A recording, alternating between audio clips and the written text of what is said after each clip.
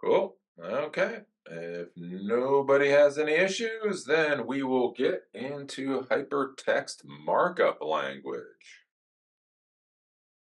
So class intro, I'm not sure how many people are new, so we'll just go through the class intro one more time.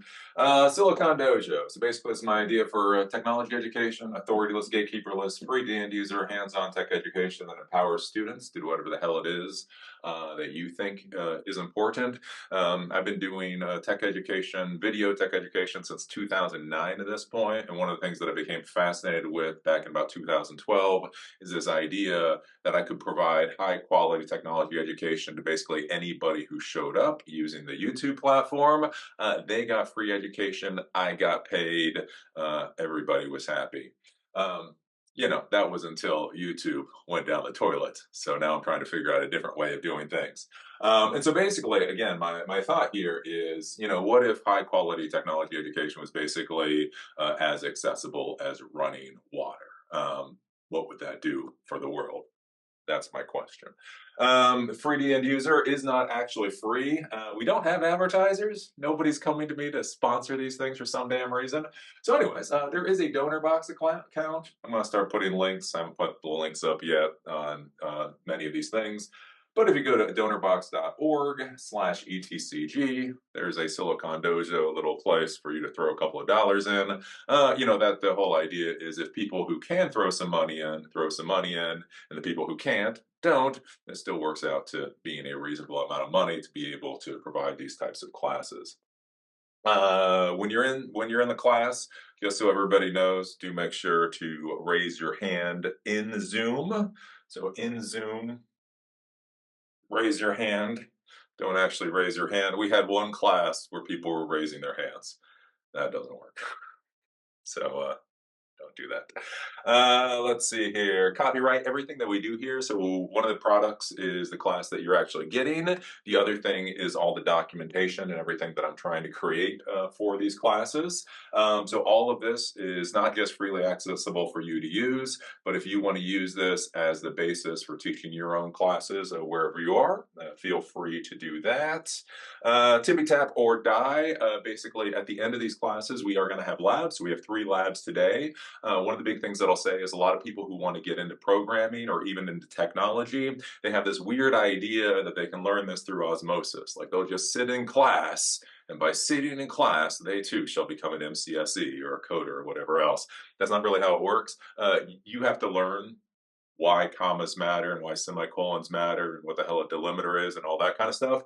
So we're going to have labs and all that. Make sure you always do well. If you want to be a technology professional, make sure you always do the labs. If you're just here because you're bored and lonely, you do whatever the hell you want to do. Let's see here. Extra help. W3 Schools. If you have not been to w3schools.com, it is a terrific resource for basic coding stuff, especially when we start talking about things like HTML and CSS. These are very setting specific languages where you either know the setting or you don't. So W3 Schools is just a place to go. It's like, crap, how do I center my text? Do a Google search, W3 Schools is a good place. And then also ChatGPT. ChatGPT, again, I will say, I'm controversial when I say this, ChatGPT is not artificial intelligence. It just simply is not. But it is very good for coding questions. If you need to go, if you're trying to figure out why your code isn't working properly, just dump it through ChatGPT and it'll probably tell you what the problem is. And then standardization, you can use whatever tools that you want to. We use VS Code and default settings so that if you have issues, you can do a screen share. This will become more important as we do more complicated classes. Basically, if we do a screen share and I know what the hell I'm looking at, it makes it a lot easier for me to troubleshoot. If you simply pull up everything in text edit or whatever, I will still try to help you, but it gets to be a pain. Again, especially like with Python, so we're mainly focused on Python with Silicon Dojo. So there's, I think it's PyCharm as an IDE. There are a lot of like Python specific IDEs out there. There's nothing against those specifically, but their formatting, how they do things is different than how VS Code does stuff. So here we just try to use VS Code with the default settings because it will make my life easier. And with that, we shall get into HTML today. HTML programming. And if you really want to piss off an 18-year-old noob, call it HTML programming, and they will get mad. To be clear, HTML, just so you know, if you're ever dealing with an 18-year-old, HTML is not technically a programming language. It is something called a markup language. So basically, with programming languages, you get what I've been teaching you for the past few classes. You get if-else statements, you get variables, you get loops, you get all these things. I think it's called Turing complete. A quote unquote real programming language is something called Turing complete. Go take a look at it on Wikipedia. There's a lot of different languages that you'll have to deal with in order to actually create a finished product. And so one of the languages you'll have to deal with is most likely is going to be HTML. So this is a hypertext markup language. And basically what we talk about when we're talking about a markup language is all this means is in text, we're essentially telling whatever is going to be interpreting this language what the format of the text is. So you're going to see a lot of it today. Again, we start talking about the stuff like this, basically markup language. With something called a P tag, we're saying that this is a paragraph. With the strong tag, we're basically saying this should be in bold. With the italic tag, we're saying this should be italicized. With the mark, this should be highlighted.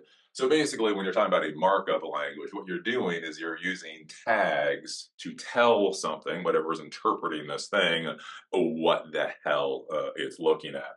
And so this is the basic concept of what you're going to be learning today with HTML. There are a number of different markup languages out there. If you do a search for markup languages, you'll probably get a dozen.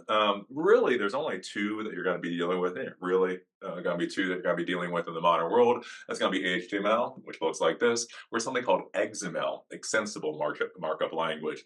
Basically, what XML is with HTML, these are well-defined tags. So there's I think it's called the W3 consortium or whatever. Anyways, all the big companies, they get together and they get to argue about what should happen if somebody uses this tag, right? So they come up with all these standardized tags.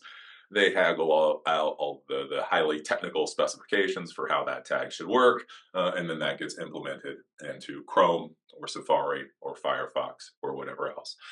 With XML, extensible markup language, basically the idea is, wow, these tags are a great thing for telling computers, basically allowing computers to understand what something should be. What if we had a customized way of doing this whole tagging thing, right? And that's basically what you do with XML. So there'll be XML documents out there. Basically, what you do is you create your own tags. And basically, you create your code to look for specific tags and then do things based off of those tags. XML, in the modern world, the place that you'll normally see XML is either an RSS, again, modern world. I wish that RSS was still modern.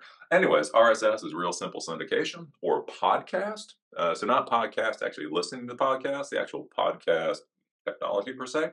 But basically with RSS or podcasts, basically podcasting is an RSS feed, is what happens is you create a document that uses all of these XML tags to state what certain information are. So this is the tag for the title of the entire RSS feed.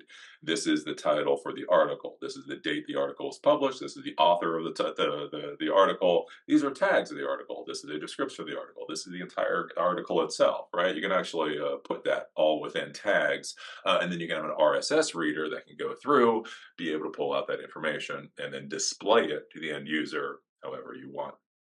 So that's basically what an RSS feed is. And again, with podcasting, when we talk about podcasting, what's really cool with podcasting is basically you just have that RSS feed, but in that RSS feed, it gives a link to where the file is stored. So if you go and you're using iTunes podcasting or Apple podcasting, whatever it's called anymore, the important thing to understand with that is only the RSS feed itself resides in Apple's infrastructure. all the files are actually stored somewhere else. They're stored on your own FTP server. So when somebody goes, they pull in that podcast feed and they go to play your video file, your audio file, whatever else, that actually gets pulled from your server. And it's actually really great technology, and it's really sad it's kind of sort of dead. Um, let's see here. So yeah, so we got markup language. Again, XML is the other one. You have RSS and you have podcast. Um, when you're taking a look at these different languages, again, a lot of people ask me, a lot of new people ask me, they say, Eli, what is the language? What is the language to learn in order to build applications? It's like, well, that's not how it works. The real answer is that's not how it works, right? All of these languages come together in order to build the finished product. And that is why you'll hear of front end developers or back end developers or database administrators or what are called full stack developers. And basically, these are the developers that have a very specific niche, right? This is what I do and only what I do. And the important thing to understand there is they create a component of a finished product, but many times they don't actually create the entire product itself. A full stack developer can basically create a product soup to nuts. So when we look at all these different languages, so we've been learning Python. So Python is what is called a back-end programming language. But when you start taking a look at this, let's say you're trying to build a house. Let's say think about your program as a house, right? And so you have your house here. And so basically, when we're talking about these different languages, HTML, hypertext markup language, is essentially the floors of the house, the beams of the house, the walls of the house, the roof of the house, and that is it. So basically, when you're thinking about HTML for your web app is going to be the basic underlying structure that everything else is built on. So you build your house with HTML, and it is going to be an ugly, ugly, ugly house because all HTML does, for the most part, is build the basic structure. Then what you do is use CSS. And what CSS does is CSS puts color to the house and starts to do some interesting things. Like CSS will put some windows in there for the house for you, and you'll paint the house. So CSS, and that's we're gonna have a class on that on Thursday, does all the fancy stuff, right? When you want things centered, when you want animations done, many times that's done with CSS. When you want colors, the word text to have color, background color, all of that kind of stuff, that is going to be done with CSS. Then, if you start wanting functionality in the house, let's say you want a dishwasher, right? You want to be able to wash your dishes, and you want a stove to be able to cook things. Basically, the language for that is JavaScript. So basically, when you go to a web page and you do things like form validation, so you have an HTML form, we're going to talk about that a little bit later. But when you're plugging information into the HTML form, and then things automatically change colors. Let's say you're supposed to put in an email address and you forget to put the .com or something, and then the background turns red and says, "Give me an email address." That's done in JavaScript. Rollover images, actually that's not done in CSS, but a lot of like functionality type stuff that you get from a web page that is going to be given to you with JavaScript. But the thing is then, right? So you have your dishwasher and you have your stove and you have all that kind of stuff. Basically, from there, right? That has to get connected into some other type of infrastructure, right? You need the public works. You need somebody to give you water to the house or somebody to take the poop away from your house, right? And basically, that is done using a backend language like Python. So Python is what we've been using. So Python, Ruby on Rails, PHP, maybe C Sharp, maybe Java. A lot of languages can be used as backend languages. And basically, what these backend languages do is they are able to send stuff, resources to your pretty house, and they're able to take stuff, resources from your pretty house, and do something for you, right? So that's a back-end language. Then on top of that, let's say you want to store things. We kind of leave the house environment here. Anyways, you want to store data because it's an app. You need to store data, basically have some place to push and pull data from. That you then have a database, and there we use something called structured query language for relational databases. And we are going to have a class on that coming up in the next month or so. So this starts to give you the idea of what the stack. So we talked about technology stacks. What the technology stack is what is the stack of technology that's required for this application to work. So for most web applications, that stack is going to look like HTML, CSS, JavaScript, some kind of backend language, some kind of database language, and then an operating system underneath. So that will give you the stack. So we're talking about HTML today. All we're going to be talking about is the very brass tacks, the beams, the roof, the walls, that type of thing. Yep. When you do create HTML files, just so you know, file extensions are important. You will have the final extension of an HTML file. It will either be .htm or .html.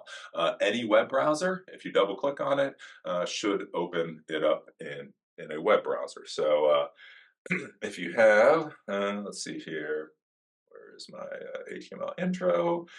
Class example. So, okay, so format.html. So this ends in .html. So I can simply double click on it and the file extension opens it up in Safari. And, this just gives you some of the basic HTML stuff that you can do. And so again, this is actually the format example for HTML.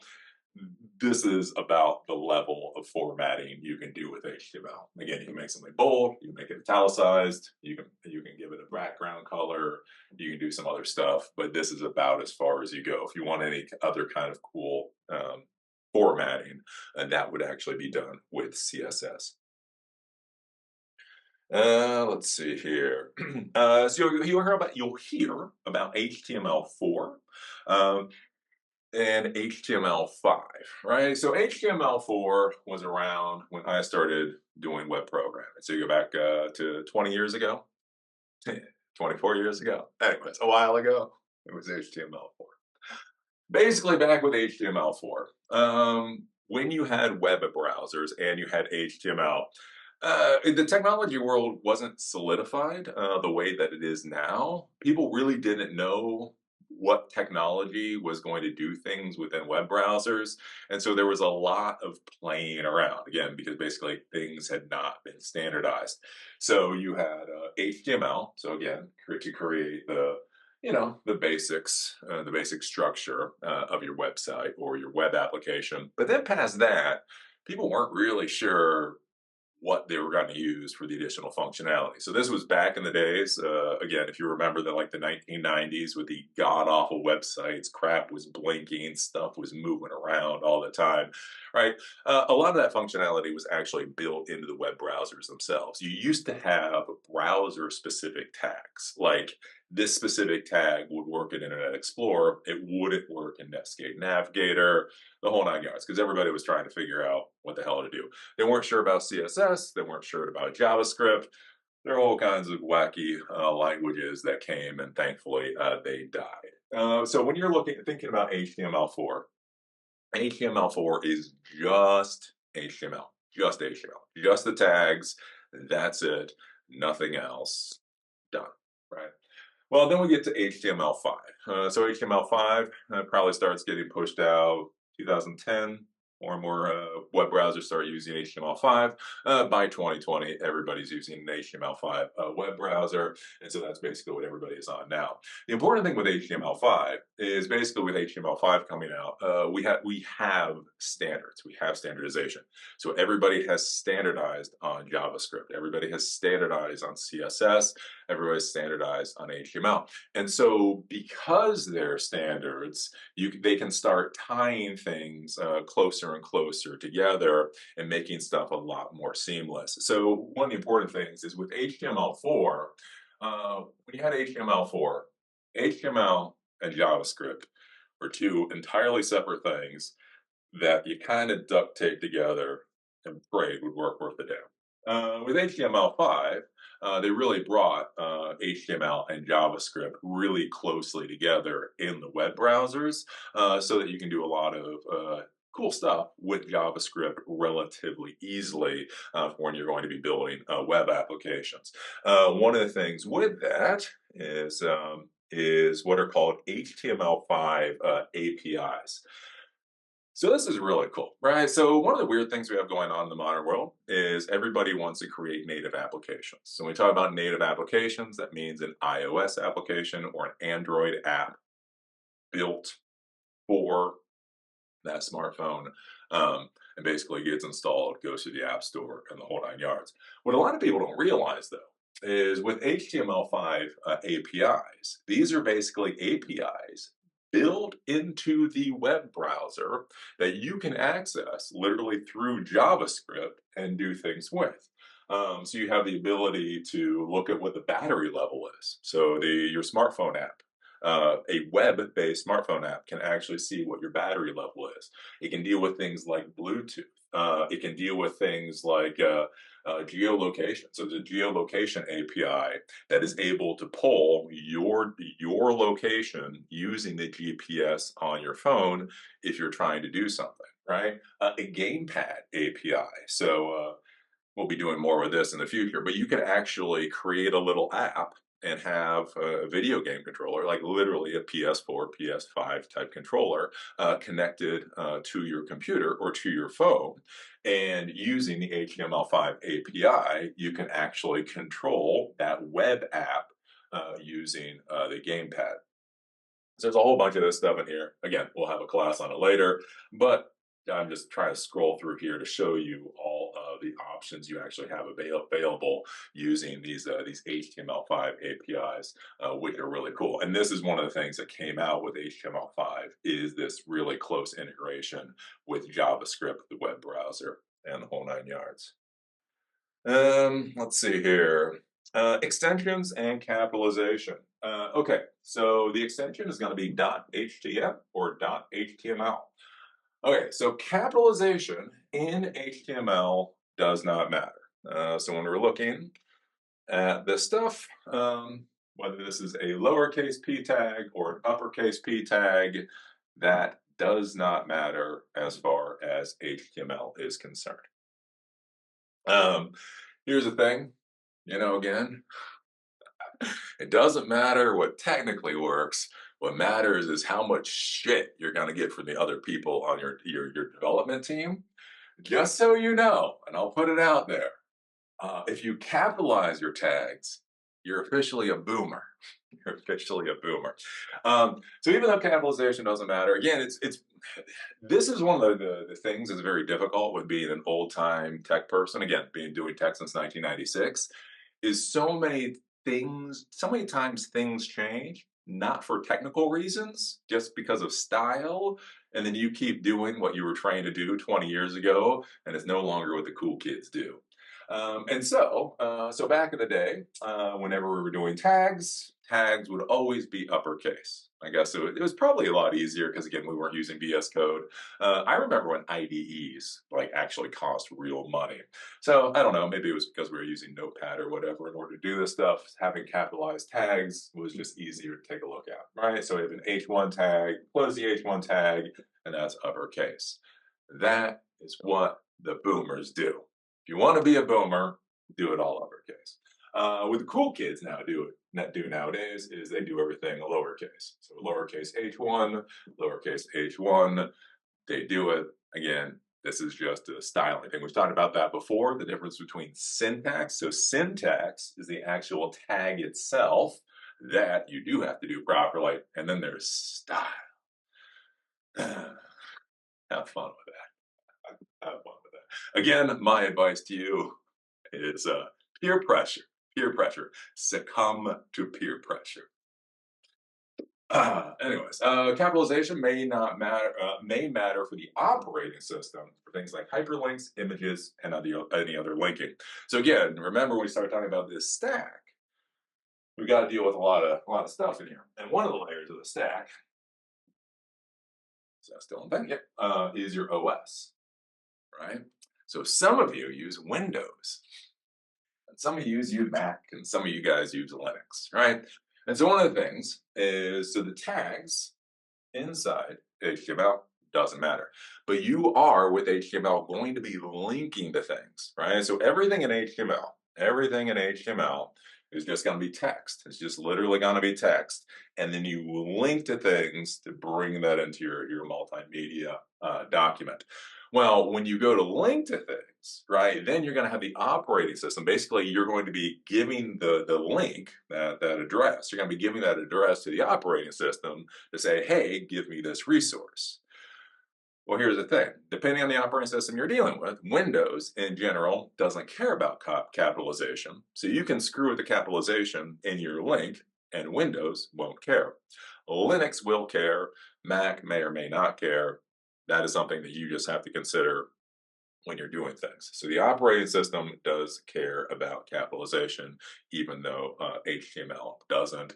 And again, let's see here. When you're dealing with servers, so anyways, so when you have a web server, so basically today, everything that we're going to be doing is just on the desktop. Everything that I'm showing you today can be done on the desktop. You do not need a server in order to present HTML. Basically, all you need is a web browser. A web browser is able to read HTML, and then you provide you the output. Safari, Chrome, Edge, I guess is the new one for Microsoft, whatever else. The thing is, when you're going to be presenting a web page for users out on the internet, you need a web server. Right, so you're going to have a web server, www. You're going to go to GoDaddy or whoever else. You're going to buy a web hosting plan for them, and then you're going to dump your file there. Here's the thing: the default name for the home page that you should dump on your web server will either be home.html or .html, index.html or .html, or default.html or .html. So basically there's standard, again, either home, index, or default. And these are just considered the standard where if somebody comes to your web server, it'll auto try to drop them in to one of these pages. From there, you can have links on the page to point people to other pages on your site, but that's what the default should be. We're not going to have to worry about that today because we don't have web servers. Let's see here. Okay, doc type. HTML head, body, and tags. Okay, so this is going to be something. There's the right way to do things, and then there's the Eli way of doing a lot of stuff. So when we were dealing with HTML4, so back in the old days of HTML4, nobody liked each other. Nobody liked each other. Firefox, Mozilla hated Windows, or Microsoft hated Netscape, the whole nine yards.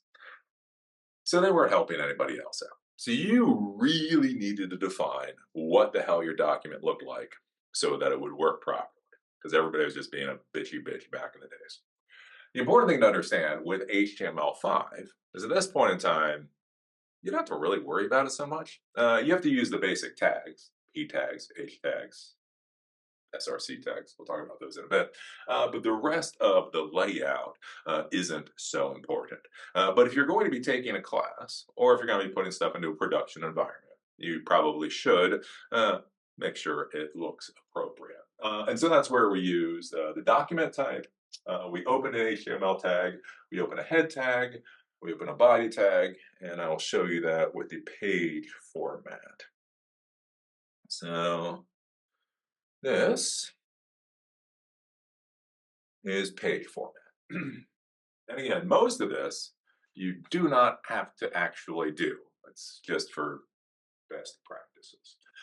So the first line of your HTML document, basically what you're doing here is you're telling the web browser, or whatever the hell is reading this thing, what type of document is it. So you do the little arrow thing, so you put all of these within those little arrow things. You can do an exclamation point, doc type in all capital letters, and then you say HTML. So basically what we're saying here is the doc type for this is HTML, which nobody cares, but best practice. Past that, we're then going to open the HTML tag. So we open the HTML tag here, and we close the HTML tag here. So for everything other than this doc type, you're always going to be opening the tag and closing the tag. You open it, you gotta close it.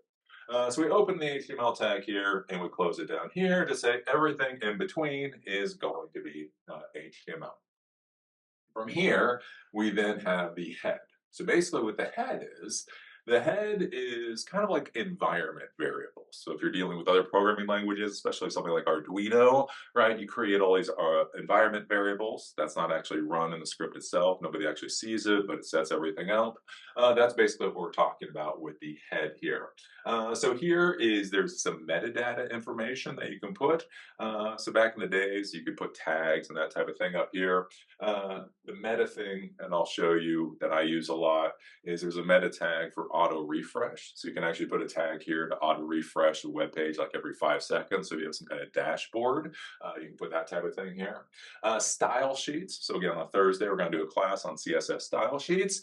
Style information can go in the head. Script, so JavaScript information. So you can put information about JavaScript, again, that washer dryer stuff, that interactive stuff that you want on this particular page. You can put the information for the functions and all that here. Then you can do things like title.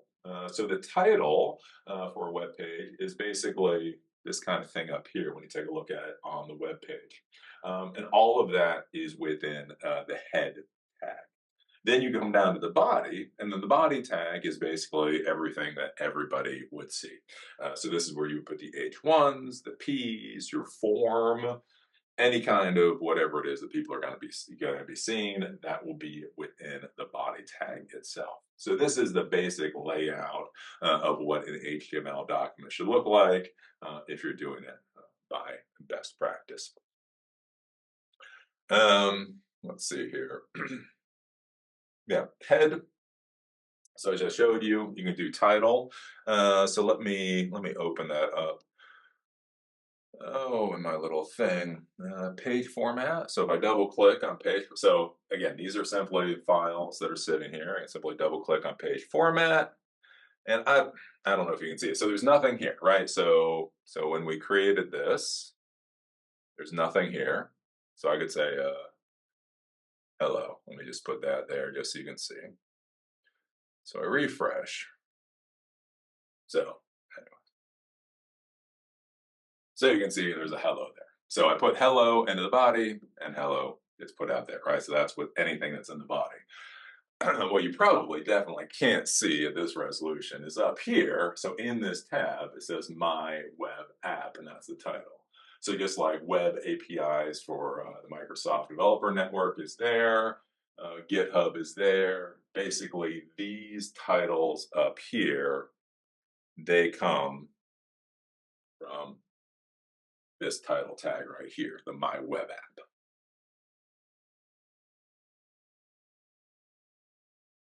Let's see here. So we know the title, again, style sheets we'll deal with on Thursday, script we'll deal with next week.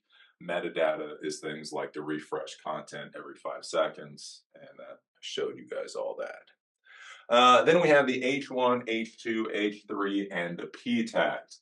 So this is going to be important for SEO purposes. So with very specific formatting, you do very specific formatting within CSS, right? So CSS, you can say font size, you can say font type, you can do font color, you can do a whole bunch of that stuff.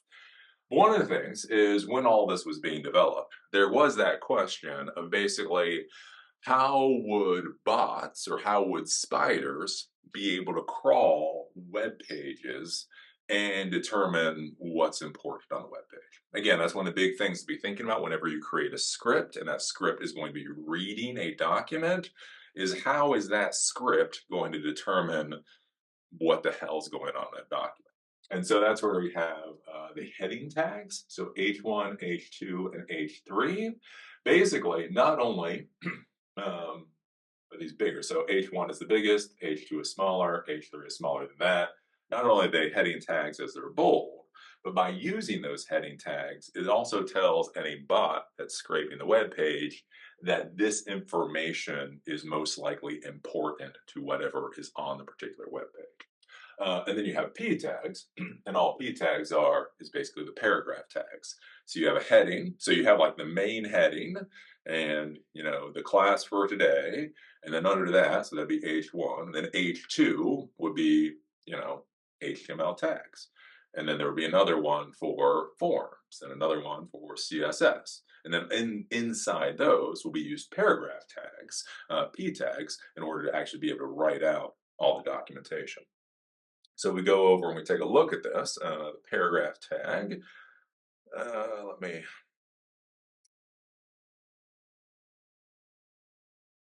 this one's a little bit more confusing because I gotta go between all of these damn things.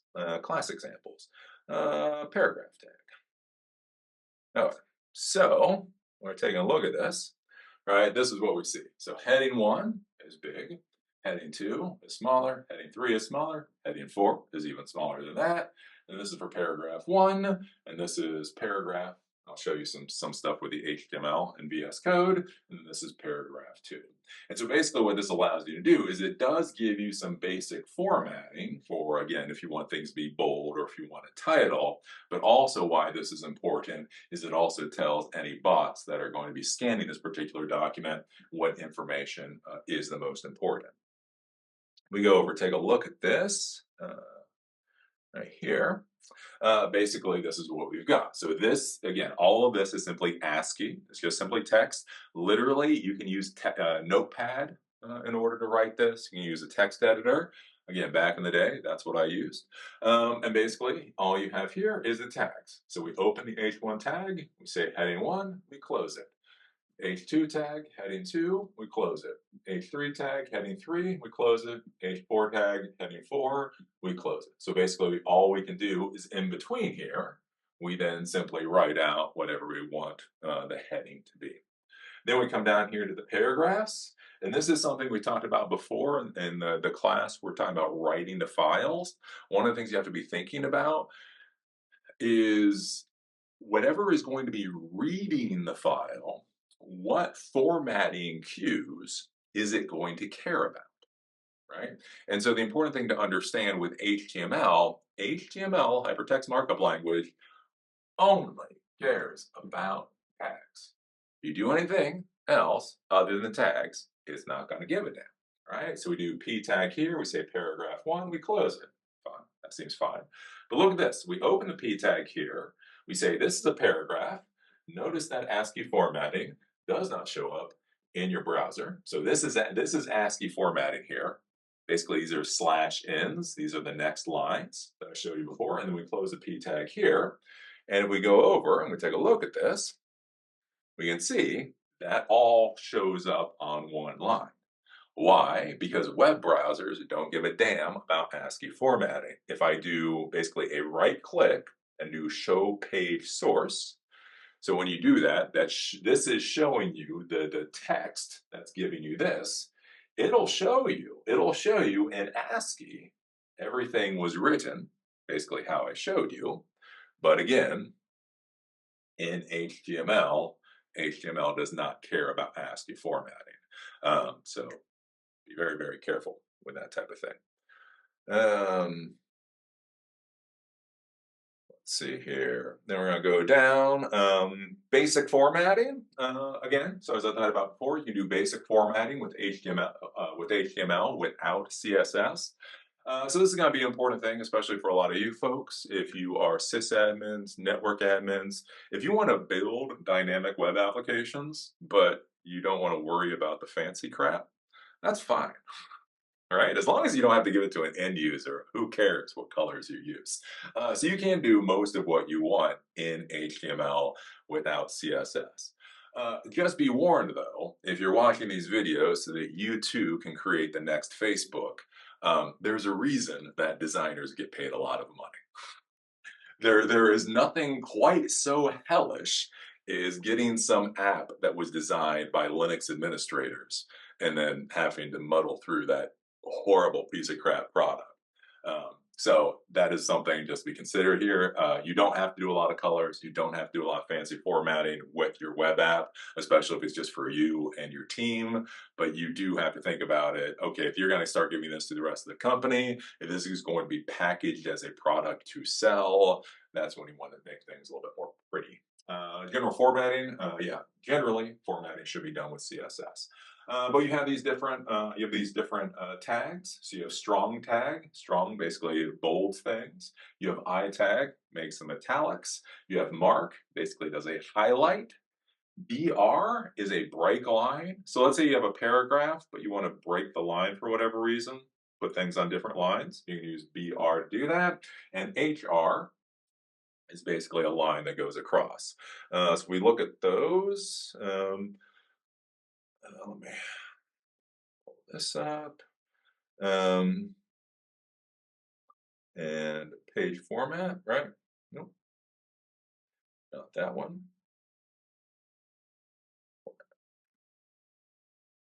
Okay, and so this is what I'm talking about here.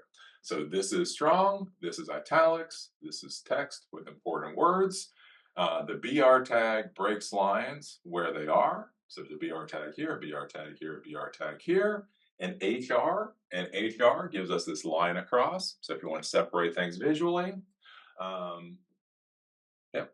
And if we go and we take a look at that in VS Code, this is format. And so basically this is what we've got. So we start with the P text. And so that's one thing too, especially when you start dynamically building web pages, you really have to think about what you're doing because with the HTML, again, you have to open a tag and close a tag. And then inside of that, you got to open a tag, close a tag. And inside of that, you got to open a tag and close a tag. And we know when we started doing loops, so the last couple of classes, we've done loops. So you've got to figure out how are you going to open a tag, and then in the loop, how are you going to open and close tags, and then outside the loop, how are you then going to close the tag you opened before you got into the loop? And again, this is one of those things that I say with programming. People think you need to be smart in order to be a programmer. No, you just got to pay attention to what the hell you're doing and write notes. Write notes. Notes beat smarts every single damn time. So, anyways, P tag. This is a P tag. Open P tag, close P tag. Then strong. So this is where we're going to make this bold. This is strong and close strong. So basically, this is a paragraph. This will all be on a paragraph line. And then this in between is going to be bold, as you saw. But if you only want to do like one word being italicized, right? So you don't have to do the entire thing as strong. So we open the paragraph here, we close the paragraph here. This is your normal paragraph text formatting. Then we open the I tag, we say italics, and we close the I tag there. And so only this will be italics. P, this text has, we open the mark tag, important words, close the mark tag. So all of this will be a paragraph. Only this right here will have that highlighting. And this is where, again, the difference between ASCII texting and HTML, right? So this is all on one line. So again, how you decide to code, whatever you're going to code. So I put all of this on one line, but in HTML, let's say for some reason I want to break it up into multiple lines.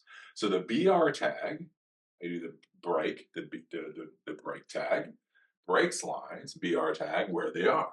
So when this comes up with HTML, we'll say the BR tag breaks lines where they are.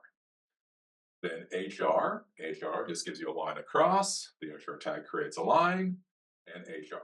So again, there's no, so with HR and BR, you don't open or close tags. You just use those particular tags, and that's basically what you get. You can also simply write text onto the screen. And so again, you'll notice there's no P tag or H tag or anything here. This just puts the text as it is onto the screen. Again, you might want to use this for when you're building crappy web apps. If we go back, again, we take a look at this. So this is strong, right? So this is a P tag, then everything here is in the strong. This is italics. Actually, what I can do here, I do show page source, just so you can see this, right? P, strong, close strong. Then this is italics, and that's italics. Uh, this text has important words, right? The mark. The BR tag, so the BR tag, break, breaks lines, break, goes down to the next one.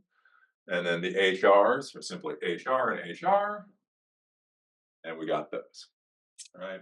And so that starts to give you the idea of how you can start to use HTML to design your web applications. This is also going to be something you're going to see in the real world. So a lot of times designers are not coders. And so you want some real fun. So what'll happen is your company will either hire, you'll have on staff, or you'll contract out designers. And what they're going to do is they're going to, in Adobe, some kind of Adobe product they're using nowadays. Maybe Figma, most likely Adobe. Anyways, they're going to build a very, very pretty web application that has no functionality. Basically, all it's going to be is posters. Something like this, only right? And they're going to show what colors icons should be, and they're going to show where icons should be, and they're going to show where lines should be, and they're going to show all of this stuff. And then what your job is as a technology professional is to take this really, really pretty thing they gave you and then figure out how to type code to make your web app look like this thing. And that can be amusing. Okay, let's see here. Past that, go down to comments. So we kind of showed this before with on the page format.html. If you want to comment something out, basically, this is a comment here. So again, this is going to be one of the things when you're going between different languages. One of the big pains in the ass is different languages use different syntax, right? Again, I've talked about that before with like else if. So I'm used to if, else statements. Python does if, else statements. Why? Because they're Python, right? Again, Python, if you're going to comment things out, you use that hash, that pound sign, that'll comment out a single line. In other languages, you'll use forward slashes to comment out a line. Every language, for whatever reason, they have their own ways to comment out things. So in HTML, if you want to comment out a line for some reason, you do the arrow thing, an exclamation point, 1 hyphen, 2 hyphen, 3 hyphens. You then put in whatever it is you want to put in, 1 hyphen, 2 hyphen, arrow thing, and that is basically how you get a comment in HTML. So with this, this will not show up on the screen at all. So if you're going to have stuff like forms, so you're going to have forms and you want to explain what the hell's going on with that form or whatever else, you can put that there. The one thing that I will warn you about with this, though, is again, that whole view source. All right, so if we go,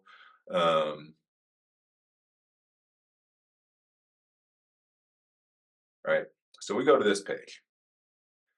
Here's the thing you have to be careful about, right? So I type hello here, so hello shows up here. That's fine. But then you're going to do some comments. You're going to do some comments like, oh, especially got some interns. So like, crap, right? I gotta make sure the interns know what the hell to connect this form to. And so one of the things you might think about is, okay, in the comments, what I'll do is I'll be like, make sure to set the password or the port number to export in order to access our database cluster. If you forget, the username and password is X, Y, or Z. And so if you do all that in comments, and you're thinking about it this way, you're like, oh, look, I can do all of those comments in HTML, and then that'll give information to the developers, and it'll all be good. What you have to remember with HTML, though, is it sends everything. Just because it's not showing up on the screen doesn't mean all of that information didn't just get sent to the end user. So this is a big thing, right? There are hackers. Was it Missouri? It's one of those southern states.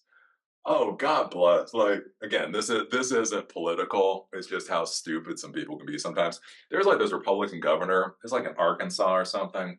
Anyways, so there was a local newspaper, and the local newspaper went to like the Social Security site or whatever for the state, and they were able to look in the source this, and they found people's Social Security numbers and all this kind of additional information. And literally, the governor tried to sue them for hacking because they had hacked the state's web application. And it was like, no, you just literally have no idea how your own app works, right? And so this is a thing to be very careful about when you're building your web applications. Is you only want to send any data that you pretty much don't give a damn if the end user sees. So this is a big thing, like with JavaScript. We'll deal with JavaScript later. JavaScript is interesting. So JavaScript is a fully functional programming language. You can do a lot of great stuff with it. One of the nice parts about JavaScript is it's a client-side programming language, right? So we have a back-end programming language, again, Python, Ruby, PHP, these are back-end, and then we have client-side languages like JavaScript. With back-end languages, the nice part about this is basically all of your stuff stays secure. You only send out exactly what you want to send out, right? But the issue is all of the processing actually occurs on your server. So every database query, everything that you do happens on your server. So if you get a million users or whatever, you're burning a lot of RAM, burning a lot of CPU in order to deal with all those users. So one of the nice things with JavaScript is a client-side programming language. So basically what happens is you just send the text for the JavaScript script, which is very small. You send it basically in one go, and then their browser then runs that script to give them results, right? And so basically, if you're looking at a scaling issue, the more you can offload resource consumption to the clients, the better your infrastructure is going to be. The problem that we ran into about 15 years ago when JavaScript became all cool and sexy again, and people started creating web apps with more and more JavaScript functionality, is basically they would start sending way too much information to the client side. And then in that information was, again, things like social security numbers, all of this stuff. And basically, when you went to the form to do a search, it would simply search that text information that was already provided. The issue is if you went into the source, you could simply see all of that information and you could grab it if you wanted to. So that was one of those things we start talking about. We start talking about architectures and we start talking about how we design these systems. That's some of the stuff that you're going to need to be thinking about. Let's see here. So that's a comment. Tables. These are fun. So basically tables, whenever you're going to be creating reports, you're most likely going to be creating a table. Tables are easy as long as you remember to open and close crap. So you open the table with table tags, you open table, and then we close the table. So we'd start with open table, close table. TR is for the rows themselves. So tables for the whole table, and TR is for each row. Then we have TH. TH is basically for the column header. So think about the title on top of all the columns, right? First name, last name, age. Normally, TH, it'll be like bold or something like that. And then we have TD. So basically for all the individual data cells, we do TD, and that's, okay, so we have, age or name, so Bob, Smith, 16, that's all wrapped within TDs. Now, if we go and we take a look at the table.html, take a look at this, and this kind of gives you the idea of what the table looks like when you actually write it out. So if we look at table,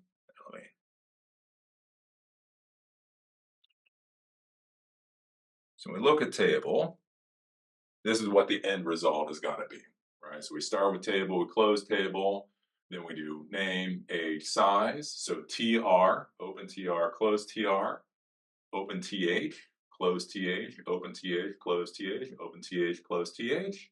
We go to the next TR, then we do TD, close TD, TD, close TD, TD, close TD. And that gives us this table. When we take a look at it from the code, this is basically what it looks like. Now, remember, with HTML, HTML does not give a damn about white spaces, right? So this, what I have here, you can do all this crap in a single line and it would run perfectly. right? And again, this is where we talk about spaghetti code, basically code that functionally works but is ugly as hell. So literally, I could put all of this in a single line in HTML. The web browser is still going to function fine. The reason that we do this type of formatting is so that when somebody else has to come in and actually read what the hell it was that you're doing, they'll be able to do that relatively easily. Also, with these tabs, if you're not using it, if you're not used to an IDE, one of the nice things is it allows you to collapse these different sections, right?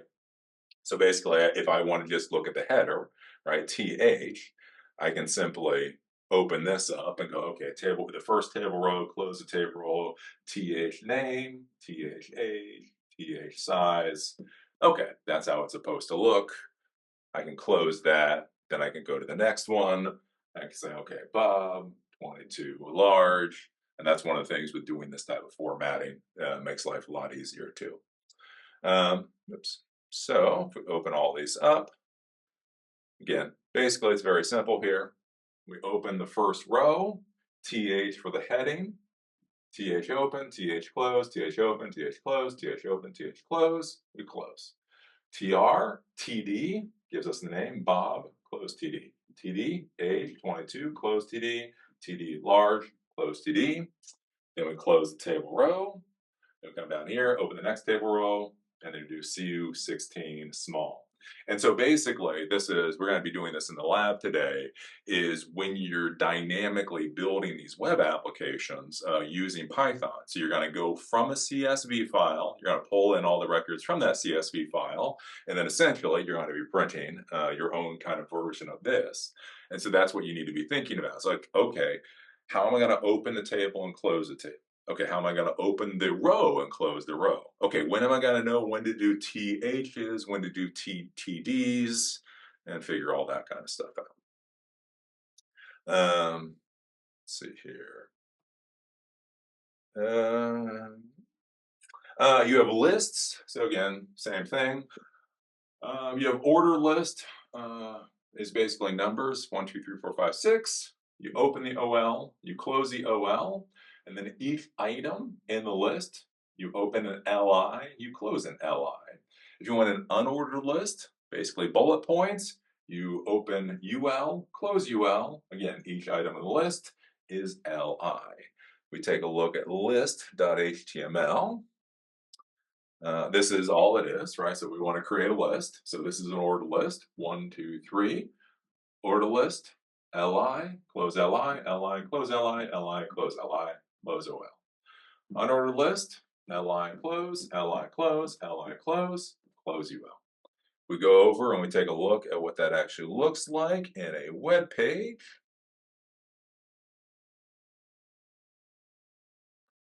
This is what that then looks like. Ordered list, 1, 2, 3, and your items, unordered list, bullet, bullet, bullet, and your items. That's all a list looks like. Let's see here. Hyperlinks. Okay, this is where it can get fun. So basically, this is where we start first getting into linking. And so when we start talking about linking, what this means is, again, any HTML document is only going to be text. It's only going to be ASCII. How you get that multimedia component is by bringing stuff in from other places, either on the server itself or a server that you own, or frankly somewhere else, entirely else on the internet. And so this is the place where you are going to have to be careful, again, with things like capitalization. If you're linking to something on your server and your server OS cares about capitalization, then capitalization matters. If your server doesn't care about capitalization, then it doesn't matter. So if we take a look at this, so hyperlinks, this is where you can click on a link and go somewhere else, right? The tag is A. So it's A, you have a href, so this is what links you to wherever you're going to be clicking to, equals, double quotation marks.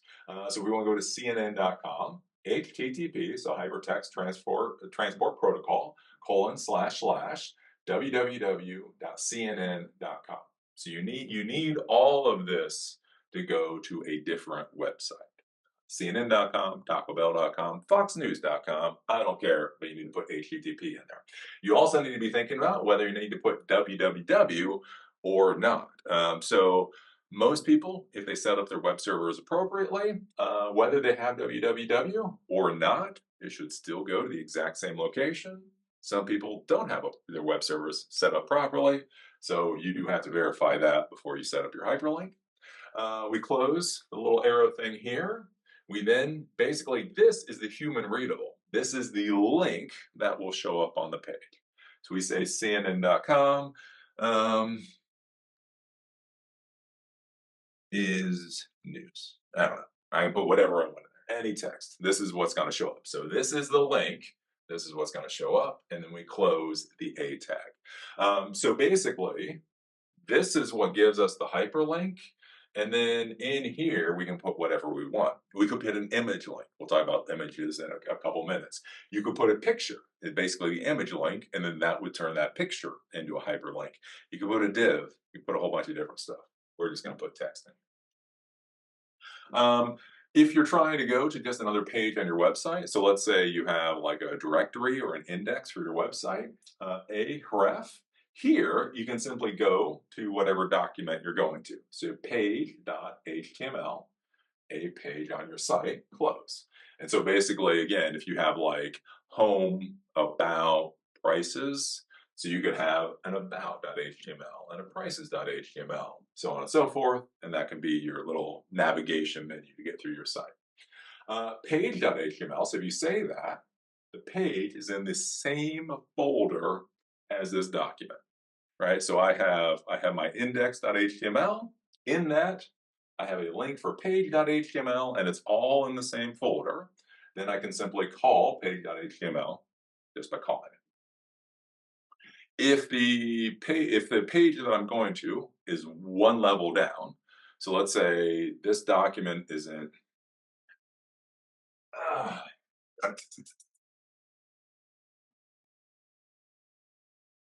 oh, no.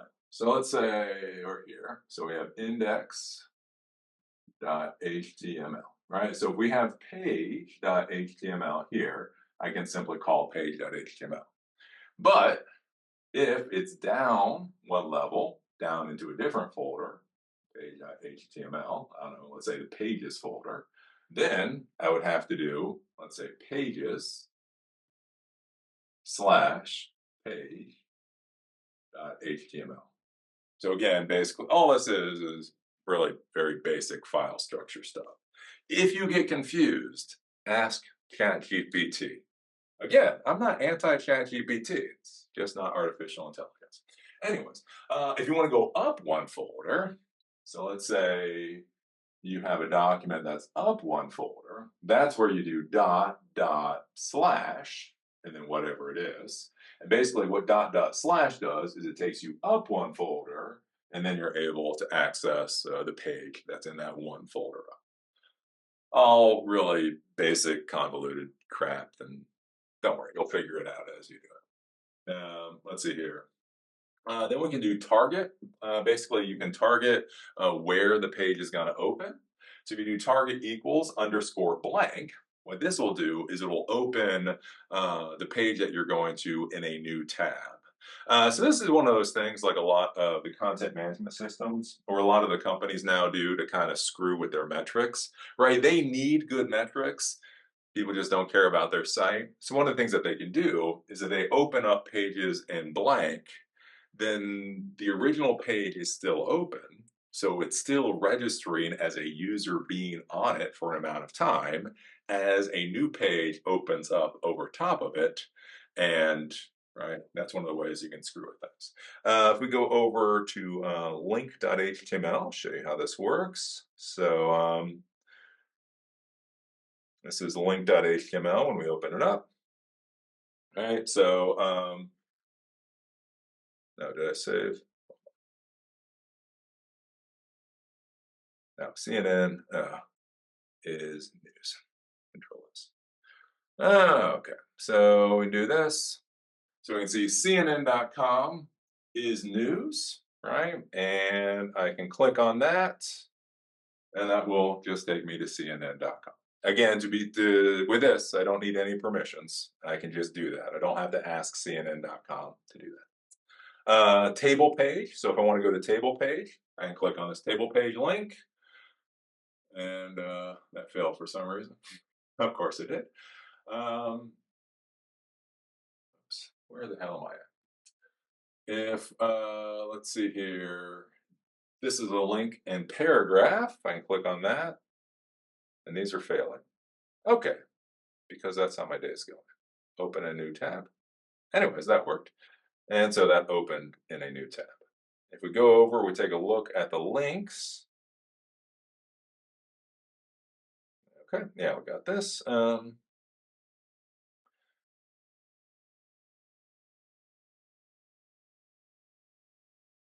Yeah, I have to figure that out. So anyways, ahref, http :// close arrow, cnn.com is news, close A. Then we want to do to the table page, so table.html, right? Ahref, table.html. This is A. If I only want the link, right, I can simply wrap that within the ahref with a hyperlink in a paragraph. And if I want to open up into blank, ahref format.html, target equals blank, it'll open it in a new tab. This is the other thing you're going to have to be thinking about when you're building dynamic web pages. So again, with Python, Python itself really doesn't care between single quotation marks and double quotation marks. But when you're writing to a file, when you do that right thing, you're going to open with something and then you need to close with it. Well, one of the things to remember is if you're writing HTML, then HTML is also going to need to be opening and closing things. And so this is why many times in Python, you'll use single quotation marks. So I can put a single quotation mark around all of this, and then the double quotation marks in here don't screw with it, right? So if I did single quotation mark here, and then try to do single quotation mark with this list.html, basically it would try to process only that, and then everything would get ugly really quickly. So you put all this within a single quotation mark, and then you put any of these values within double quotation marks, and it allows you to be able to write to your HTML documents without running into any problems. So again, this is a basic idea with hyperlinks. Let's see here. Go down to images. So with images, it's img src equals wherever you're going. So if it's an image in the same folder, like we talked about before, you can do image.jpg. So it can be .jpg, it can be .jpeg, it can be .png. So any of the picture types that your browser understands, basically you can use that image there. So this would put the image as it is onto the page. You can mess with the height and width of the image. So let's say you wanted a thumbnail image. So let's say on one page you wanted the full-size image, and another page you wanted the thumbnail. Well, one of the things that you could do is you could use height and width values to basically shrink that image down to the thumbnail size that you want. You have to be careful about this, though, on any kind of big site. So again, whenever we're talking about web apps and we're talking about these types of things, again, resource utilization is an important concept. So your resources might be that you care about are CPU, RAM, IOPS, basically dealing with storage, the size of storage, that type of thing. One of the big things to be thinking about when you're dealing with web applications is basically the bandwidth between your server to the client. And you don't necessarily have a lot of control over that, right? You may have a 10 gig pipe going into your server, but they might be using a 56K connection in India, something like that, right? So an important thing to understand about with the height and width here, all this is doing is it's visually either shrinking or expanding the image. It's not actually modifying the file size itself. So if you have a 5 meg image, that's like, I don't know, 5,000 pixels by 5,000 pixels. And then you use this for height and width to shrink it to 100 pixels by 100 pixels. The thing to remember is all 5 megs is still going to your client computer It's just shrinking that on the page itself. So this is where we talk about website optimization, where you go through and using an image editing software, you actually create images of the appropriate size. So if I want to see the full size image, the full 5 meg image, when I click on a link, it'll give me the full 5 meg image. But if all I want is a thumbnail, I'll actually create a thumbnail image of that using the image software that'll only be, let's say, 50 kilobytes in size, so that can move relatively quickly. So that's one of those things to keep in mind here, because again, back in the old days when we were all lazy, we didn't quite realize how stupid we were being. You'd have all these huge images, and then you like put them into a database, and then when you print them out from the database, you just change the size using this. And then again, like you're literally sending like 30 megs of image files to someone at a 56K connection, which was not amusing. Anyways, you can do images, not just from your server, but also from other people's servers. So we have Roosman here, frenemy of the school, Roosman. So image src https rossmangroup.com image.jpg. When we open this up on our page, even though it's sitting on his server, I'm able to show it on my server. If we go to pic.html, just so you can kind of see this, basically here, we have the full size image. So I have this image. This is the full size image. If I just call the image itself, this is as big as it'll be. Then I went down here and I futzed with it. I made it like 200 by 200 or something like that. And you can see it squeezes it. This is one of the other things you have to be thinking about whenever you're going to be doing the height and width, is making sure you figure out how to maintain the ratio. So if you're like, oh, I just want the image to be square, you can get a square image. But if the image used to be this and you make it a square, then it's going to look like this. Again, one of those things you have to think about. And then, like I say, Rossman Group. So this is actually sitting on Rossman's server, but I am able to simply link to it because it's something that's on the internet. If we go over, we take a look at the actual code itself. Again, pretty simple. img src equals picture.png. So that showed me the full size one. Image, src, picture, png, the same thing. Height of 500, width of 500. So we just made it a square, but it literally makes it a square.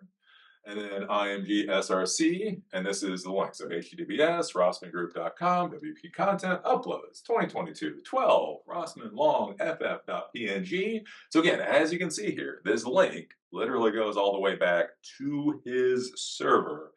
And I'm putting this onto my website, which again is, especially in the modern world, I really feel like the value of intellectual property, for some reason, I don't know why, like artificial intelligence has really made people much more diligent about this whole concept of intellectual property and what goes on a website. And I just want to show you with some of this stuff, like literally, like imagine if Louis Rossman had a lot of pictures that I liked.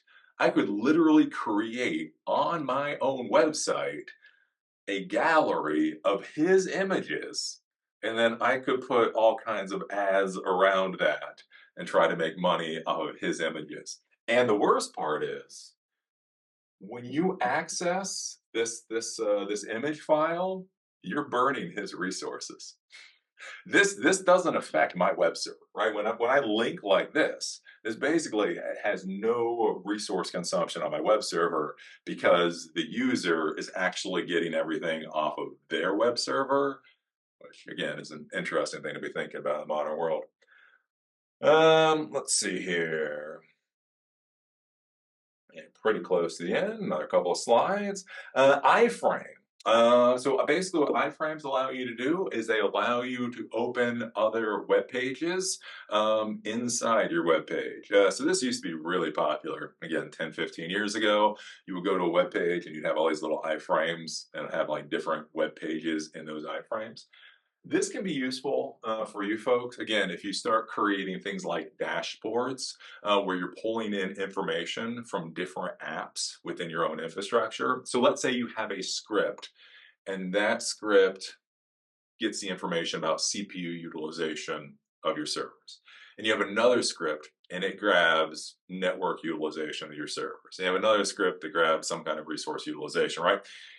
If they write that into 3 different HTML files, one of the things you can do is you can use iframes to then pull all 3 of those files into your one page to give you kind of that single pane of glass if you want to.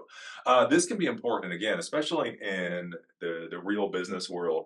Um, People get very protective over their crap, right? Again, you're all supposed to be on a team. Yeah, that's what they tell you, right? Unfortunately, it's a team of cats.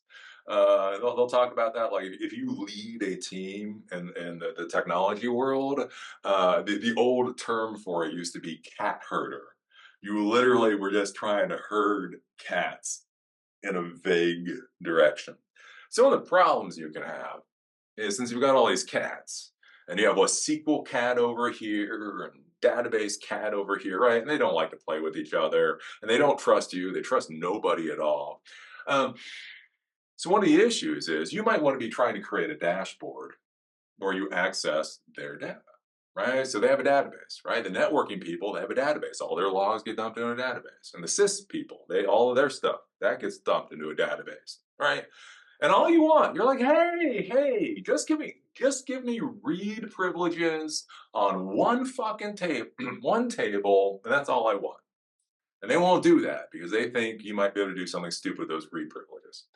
So, anyways, what you might be able to get them to do is just periodically, every minute, 5 minutes, 10 minutes, whatever else, get them to write a script that simply outputs very specific information to an HTML document.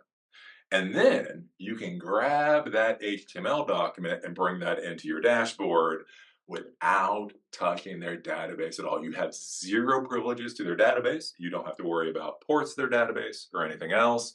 They simply export something to an HTML document. You then pull that HTML document in, and that might be a way to go. If we take a look at this, iframe.html. Oh, what do we got here? So basically, what we have here is we have the 3 different pages, right? So we've already created 3 pages, so I'm just using that during this class. So we have the format page here, we have the table page here, and we have the link page here.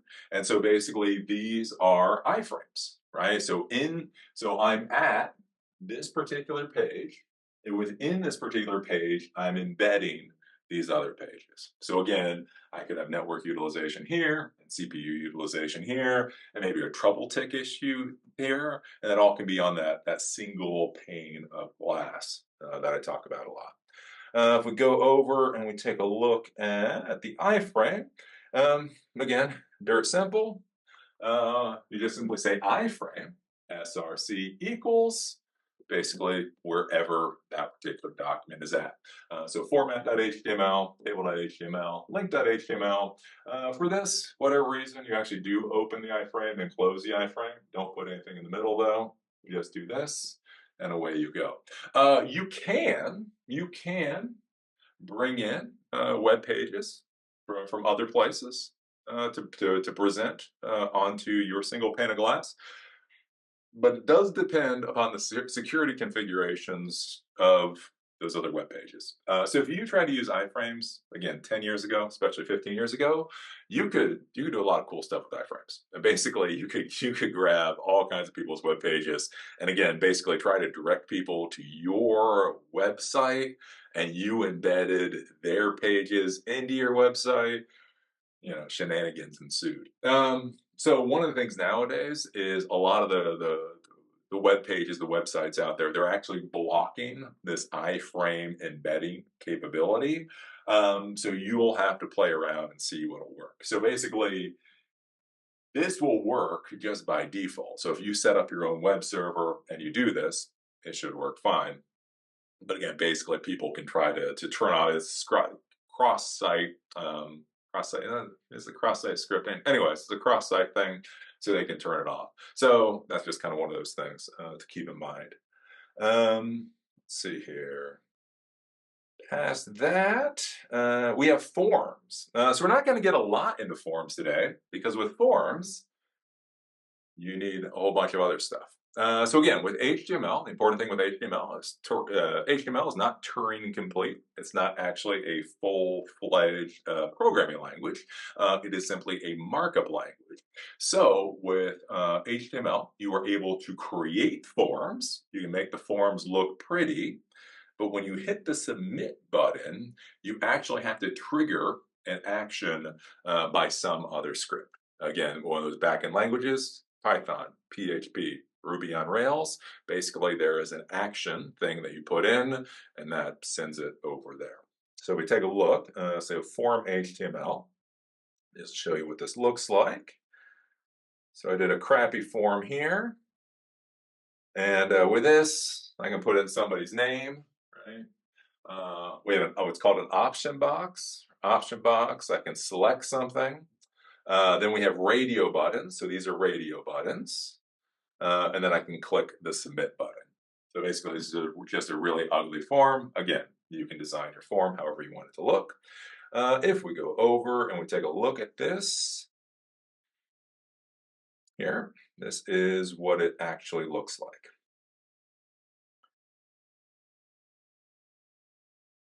So again, everything in HTML, you open, close. So we open the form tag here, and we're going to close the form tag all the way down here. The important thing is going to be the action. The action equals, and then basically this is what script you're sending all of this information to. Again, we're not actually doing that today because that's for another class. Then we say what method we're going to use. So generally in the web, when you're sending data, there's either get or post.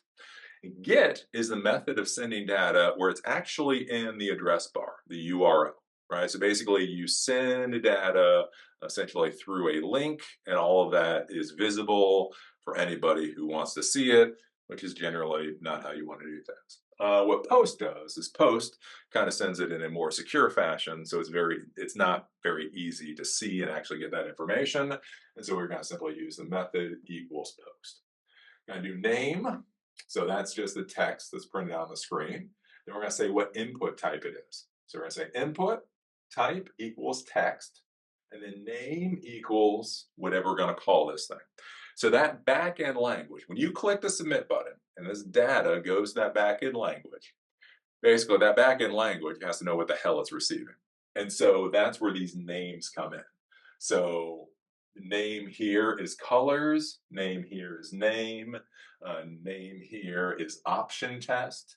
So basically when this gets sent, that's going to get sent, and it's basically going to get sent as an array, a named key array. And so what you're going to be able to do is you're going to be able to pull out the value based off of that name.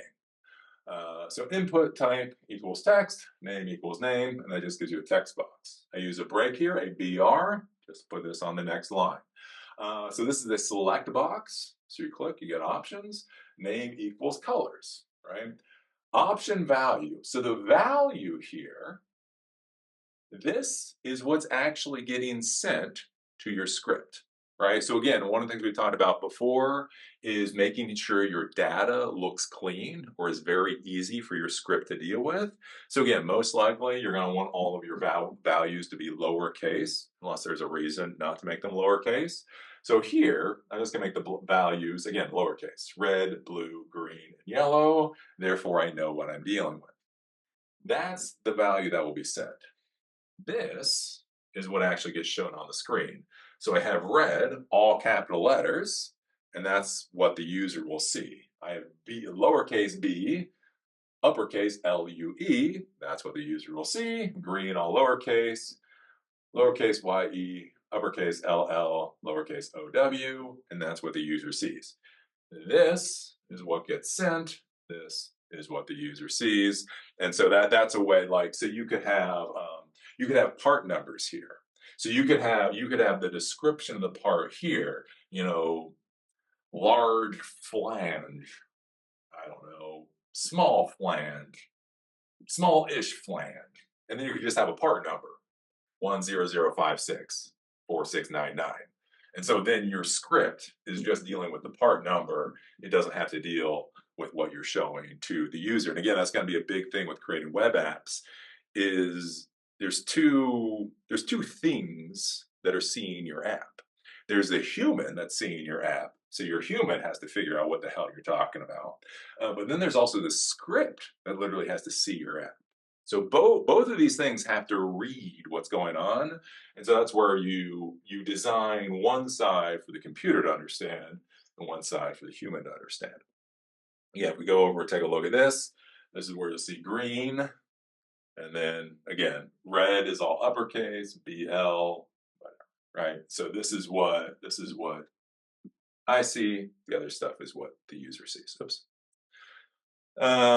Then, yep, so select, that's a select box, and we close a select box.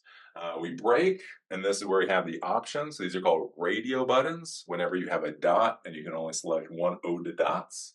So we do option 1, option 2, option 3, input type equals radio. And then we have to make sure, in order to turn them into a set, that the name of each one of these radio buttons is the same. So option test, option test, option test, so that they're same. Then value, so this is what the value that's going to get sent. Option 1, option 2, option 3. And the final is the submit button. So you do input type equals submit, and that's really all you have to do in order to give yourself this nice little submit button down here. You click the submit button, and it doesn't do anything because it's not actually connected to a script. Okay, and then the final thing, right? Oh, okay. Final thing, divs and spans. So we're going to get into this in our CSS class because this isn't going to actually do a lot for us until we get to CSS. So basically, one of the things you have to be thinking about when you start designing your web application and thinking about how it looks is, again, things like how many columns, where are columns located, right? So the header will be one wide column. In the middle, we'll have 3 tall columns. Under that, we'll have 2 a little bit wider columns. Right, that's all done by divs. So basically, when you're building your web application, right, the unsexy side of it is, right, when you go to CNN.com, you see what CNN.com is. What you're going to be doing with these divs is, so this is your web page, and so what you're going to do is you're going to be like, okay, there needs to be a div here, and that's going to be my heading. And then under this, I want divs that are actually going to be inside a div. This is its own misery. And, these will be like rotating pictures or something. And then under this, I want 2 divs also within a div. And that will be like headlines. Let's say this is for CNN, right? Headlines. And then under this, I want a whole bunch of teeny tiny divs for all the sweet, sweet ad money that I want to get, and those are going to be divs. So this would be open a div and close a div. Then we would open a div, close a div, open a div, close a div, open a div, close a div, close a div. Open a div, open a div, close a div, open a div, close a div, close a div. Open div, la, la, la, la, la. So basically what you're dealing with divs is this, it's where you would call it wireframe out, where you wireframe out basically the web application, and this is where all of the different things are supposed to go. It gets even more interesting with something called responsive websites. So almost all websites nowadays are what are called responsive, basically. And what happens with responsive websites is, depending on the screen size, all of this crap will auto format to look like something when you see it. But anyways, that'll be divs. That'll be on Thursday. And then there's also spans. So again, we have all these different tags. We have all these different things that we might want to modify. Might want to modify the background color. We might want to modify when we hover over it. We might want to modify when we click on something like that. Basically, one of the things a span tag allows you to do is you're able to lump a lot of things into the spam tag, or span tag, and then give it styling, CSS styling configurations, and then things happen there. So anyways, divs and spans are what we'll deal with Thursday. And then we have our labs. So again, tippy tap or die. Tippy tap or die. You are not going to remember all this. I know a lot of people are like, wow, this was a good class. I'm going to leave now. If you don't do the labs, you haven't done the class. So we have 3 labs today. These are going to be in Python. So if you haven't followed along with Python, maybe you should leave the class because they are going to be in Python. Anyways, and these are going to be for dynamically building small little web applications so you can start to get an idea of how this works. So we have search.py, dashboard.py, and note.py. Let me figure out where my VS Code is. And, okay, which is the first one? Uh, search. Okay, so the search.py. Sure. So basically what this is we are going to dynamically create a table based off of a CSV file. So a CSV file is a comma separated value file. And so we have these this file of records that are comma separated value. So again, this is one of the nice things ChatGPT is very good for. If you need crap data to play with, just go to ChatGPT, say, I need 500 records, I need these, these things in CSV format, and you get them. So anyways, with this, we have first name, last name, age, shirt size, and allergy. And then that's basically what we've got for 50 records or so. And so basically with this, what I can do is I can either print out all this information into a table, or I can do something like a little search routine, and that's what we'll do. So with open student.csv, read R for read. So we're going to open this as read only as file. We're then going to do file equals. I'm just going to keep this the same. And so what we're going to do is, so when we create this variable and assign it a value from this file, it's going to be an object. So we just try to print out or deal with the object, it's going to be a mess. So we got to turn that object into something that we can use. What we can use is a list. And so what the read lines method does is basically it turns every line in this file into a value for an index in a list. So a file is now going to be a list from that. Then what we're going to do is we're going to open page.html. So we're going to create a document, a web document. So with open page.html, W for write, for overwrite. So whatever is there will be deleted. It'll be overwritten as web page.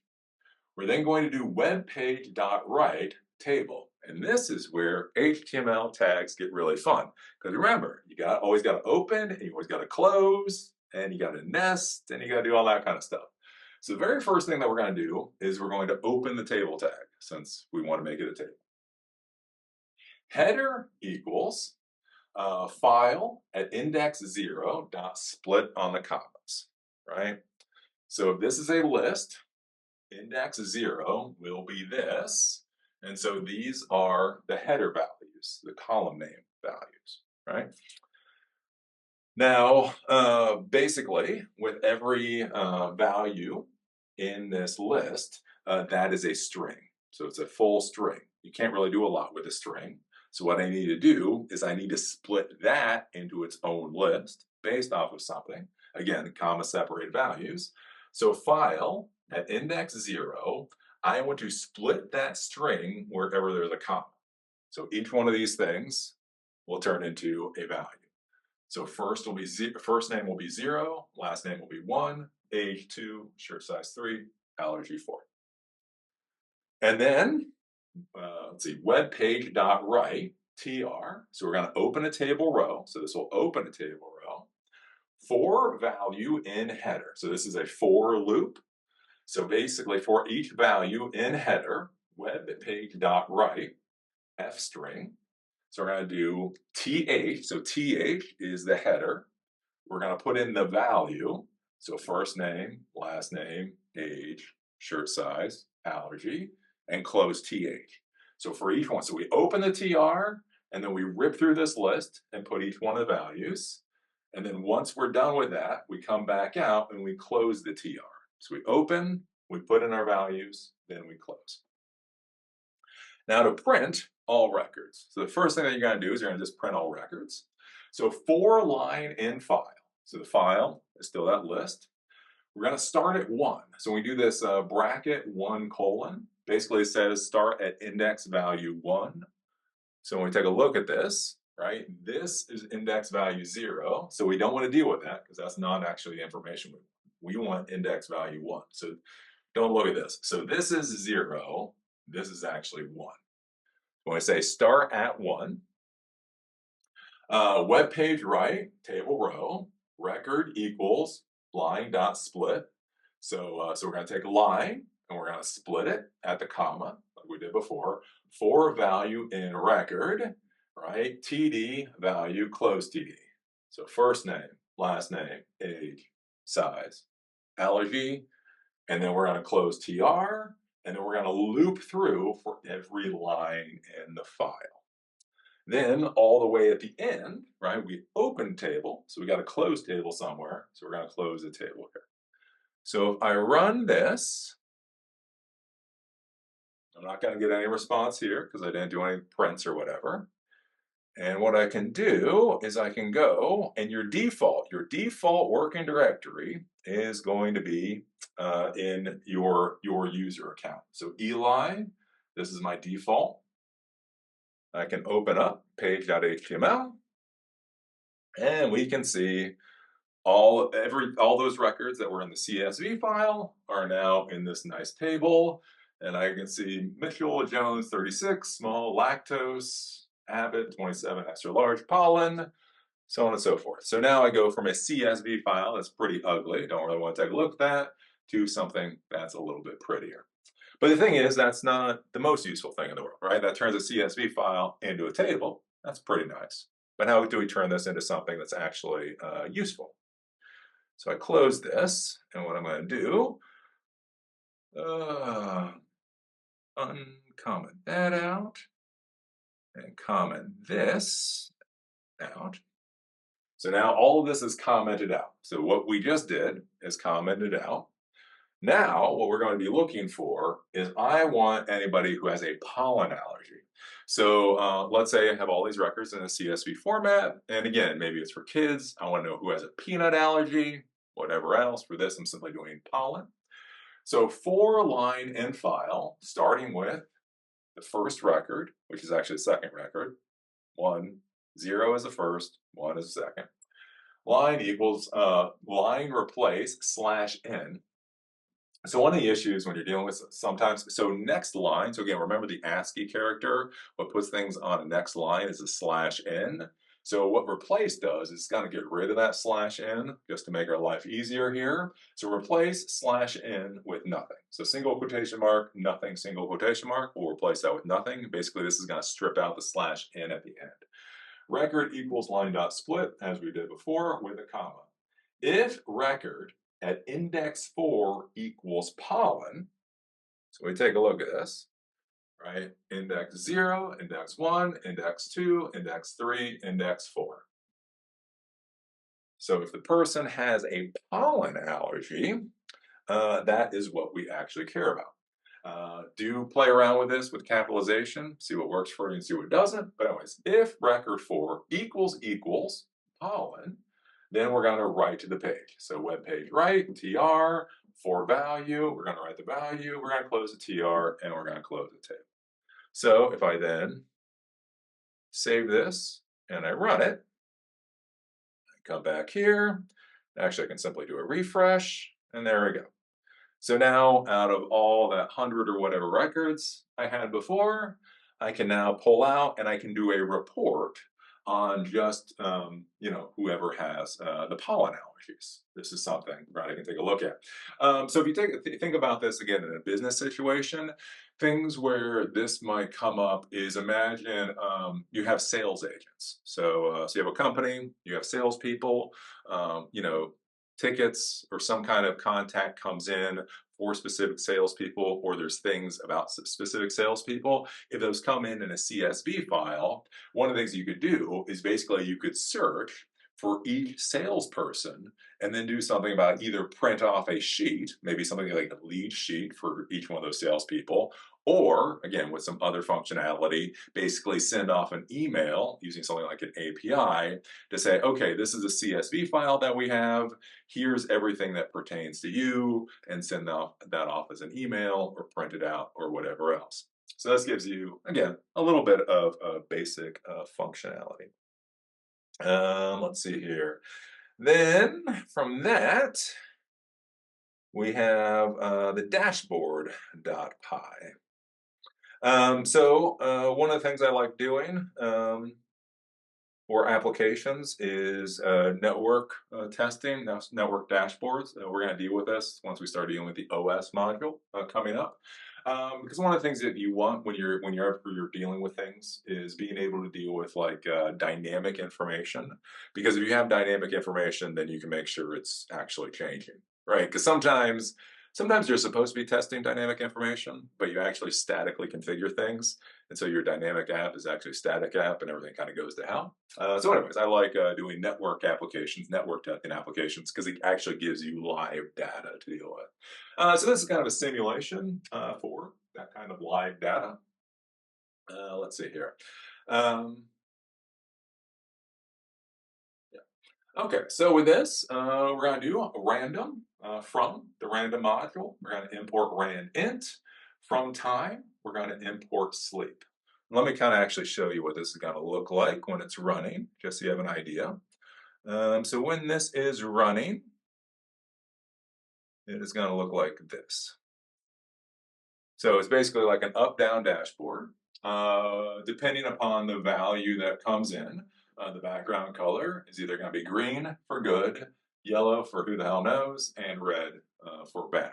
So again, imagine that we're pinging all of these different sites. We're using APIs, we're using software as a service, and we want to just make sure the sites that we're supposed to be pinging are actually up. This is what it's supposed to be simulating. So what's happening is the script, the Python script is running. It is writing to an HTML document. When we write to that HTML document, one of the things that we do is we actually add a meta tag for the HTML document to auto refresh itself every 5 seconds. So the Python script is constantly writing to an HTML document, and the HTML document auto refreshes itself, and then we get this nice little green board. So let's take a look at this. Turn this off. So from random, import rand int. So basically I need a value to test off of. So we're simply going to do rand int. From time, import sleep. So remember, whenever you do a while true loop, it is going to run literally as fast as it possibly can. Sometimes that's not a good thing, especially when you're writing to files. Sometimes you can run into a problem where your script is running so fast that it's not able to close the file before it tries to reopen the file, and all hell breaks loose. So anyways, by having it sleep for a second or two isn't necessarily a bad thing, even if you don't technically need it to sleep for a second or two. Anyways, we're going to create a list of sites. So google.com, cnn.com, fox.com, and tacobell.com. Imagine that we'd be pinging them in the future. We're going to do a while true loop here. So while true means it will continuously go until we force it to stop. File equals, so you'll notice in the other project, search, when we open the file, we did with open, right? So this is normally how you're going to open a file. With this, just because it's writing so much, what I find is this other way of opening a file actually seems to do better. And the reason is because you actually define opening the file here, and at the end, you actually define closing the file. And so you run into fewer problems when you're continuously writing to a file. It seems to be less issues. Anyways, so file equals open, dashboard.html, W for overwrite. File.write, so now that the file is open, this is the meta tag we're going to do. Again, so single quotation marks, double quotation marks inside. Meta HTTP equiv equals refresh.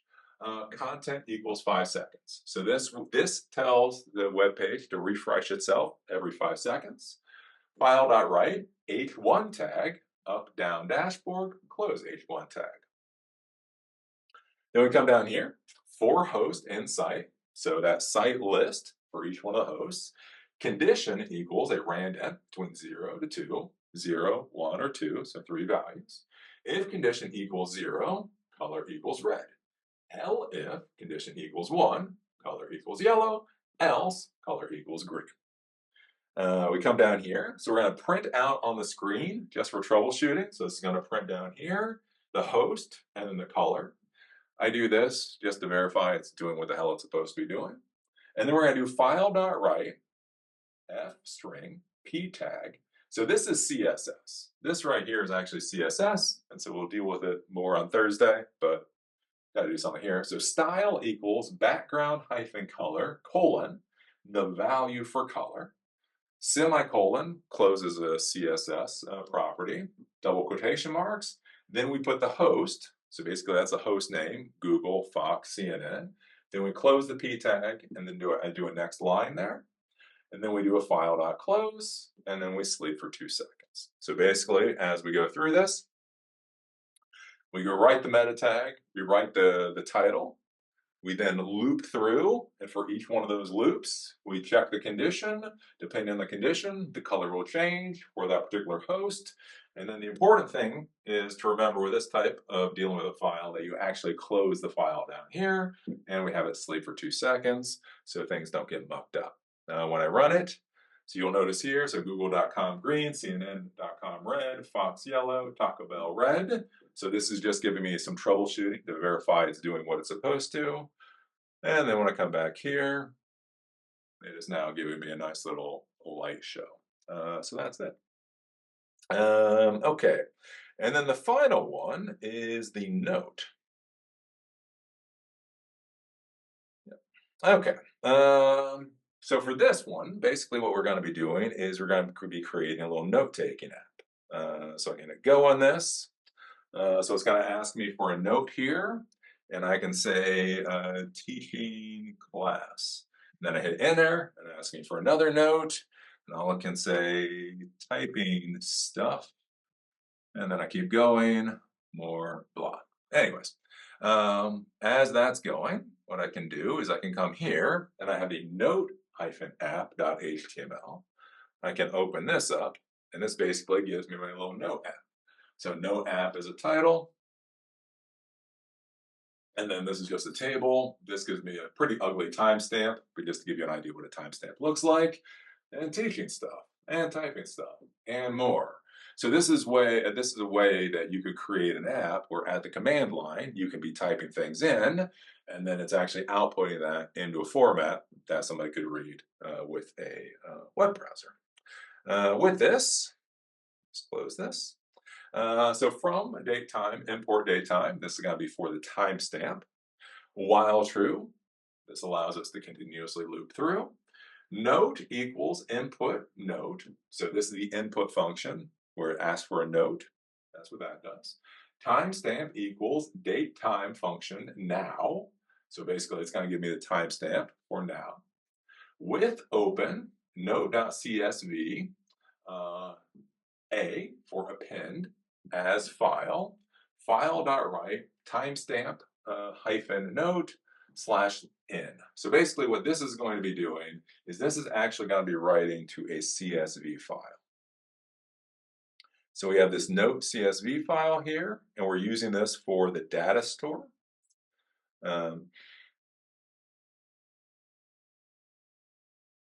And so we can see this. So I have the timestamp, comma, teaching class, timestamp, comma, typing stuff, timestamp, more.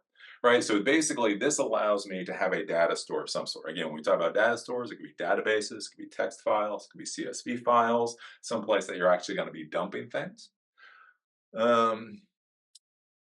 And so that's going to go there. And then we're going to do with open. So now we're going to open the HTML document. This is the web page that you're actually going to be looking at.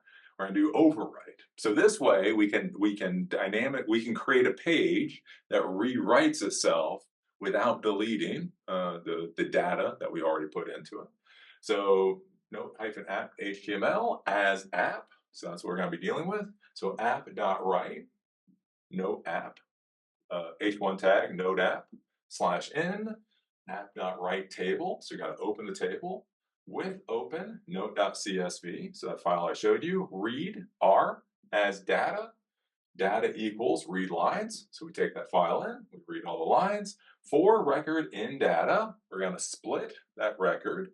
We're going to do app.write. So open the table row, tr opens a row. For value in record, uh, open TD, put the value, close the TD. So basically do open the TD, put the timestamp, close the TD, open the TD, put the note, close the TD. When you're done looping through doing that, we're going to do app.write, close the table row. Then we're going to do app.write, close the table. Since we're doing the with open, we don't have to do the file close down here. And now the nice part about using the CSV, right, these two different files, is when I run this again, I can say even more notes, no note was deleted, right? And when I go, oops, here, so even though this page is being overwritten, it's pulling data from a different data store, so that data doesn't get deleted and more stuff can get put in. So that is my throat for the day. Time is up. 3:45. Anyways, so those are the labs. So you got a dashboard lab, you got a search lab, you have the note lab. This kind of starts to give you the idea of how you can use Python in order to pull data out of files and put data into files and turn all of that into some kind of web application. And basically, as we go, we'll build on these basic concepts to actually create more sophisticated things that you might do something with in the real world. Uh, well, so that's all I got. That's it. I'm done. Questions. I will stick around for a while if you're doing labs and you need some help. Right now, any hands up? Everybody good? You're just all geniuses. Like, oh, I learned it all.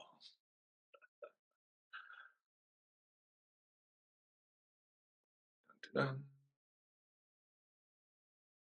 Cool, cool. Your head hurts. Yes. Welcome to be technology. Are you passionate? Are you passionate about a hurting head? What is a good book you recommend to keep on hand for HTML? None. None. It is 2024. I have no books. Again, if you want this stuff, it's called w3schools.com. If you don't know about W3 Schools, go to W3 Schools. It's literally just the best. Again, they've got all these different languages up here. Again, you can click on HTML or CSS or whatever else. And when you do, they just have all of this and they explain it to you really, really, really simply. So again, if you want like, how do I do quotation? Because again, the other thing too, again, this is an hour and a half class. It's only so much I can teach you. And again, with any of these classes, an important thing to understand is I'm going to try to hit most important configurations. But there is so much more. There is so much more. And so yeah, like with this, like there's quotation blocks. So if you want to do block quotations, you can actually try it for yourself. And so this shows you how you can do the block quote and then how that'll look on the page. And it's kind of cool here because, yeah, you can go through and you can play with things. And again, you can actually do the try yourself. Click on try yourself and, you can play around with it and see how it works. So W3 Schools, that is the place to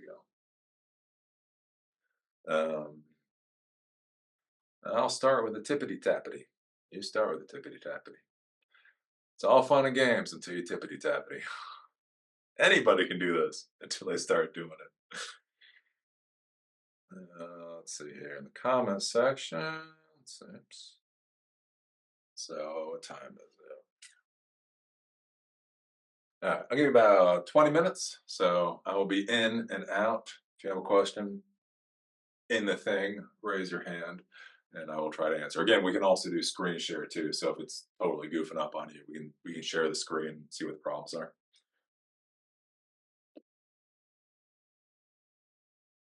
Will you add some JavaScript to make logic? Will you add some JavaScript to make HTML site to React? I'm sorry. Do I look like a goddamn JavaScript developer to you? Does it look like these hands touch React? Um, we're gonna do some JavaScript.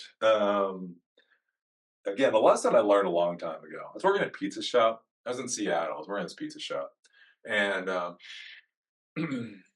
the pizza shop, all they did, pepperoni sauces, pizzas, Hawaii pizza, that kind of stuff. Anyways, this was like 20 some odd years ago. So all the pizza places at that time, they had taco pizzas, and they had white pizzas, and they had shrimp pizzas, all this weird ass pizza. And so I asked the owner, I was like, yeah, so are we gonna do fancy pizzas? And he was like, Eli, my employees know how to make a basic pizza. We sell a shit ton of basic pizzas, so we're gonna keep making basic pizzas. Again, that was actually some wisdom right there. One of the big problems you get to in business is you start having creep.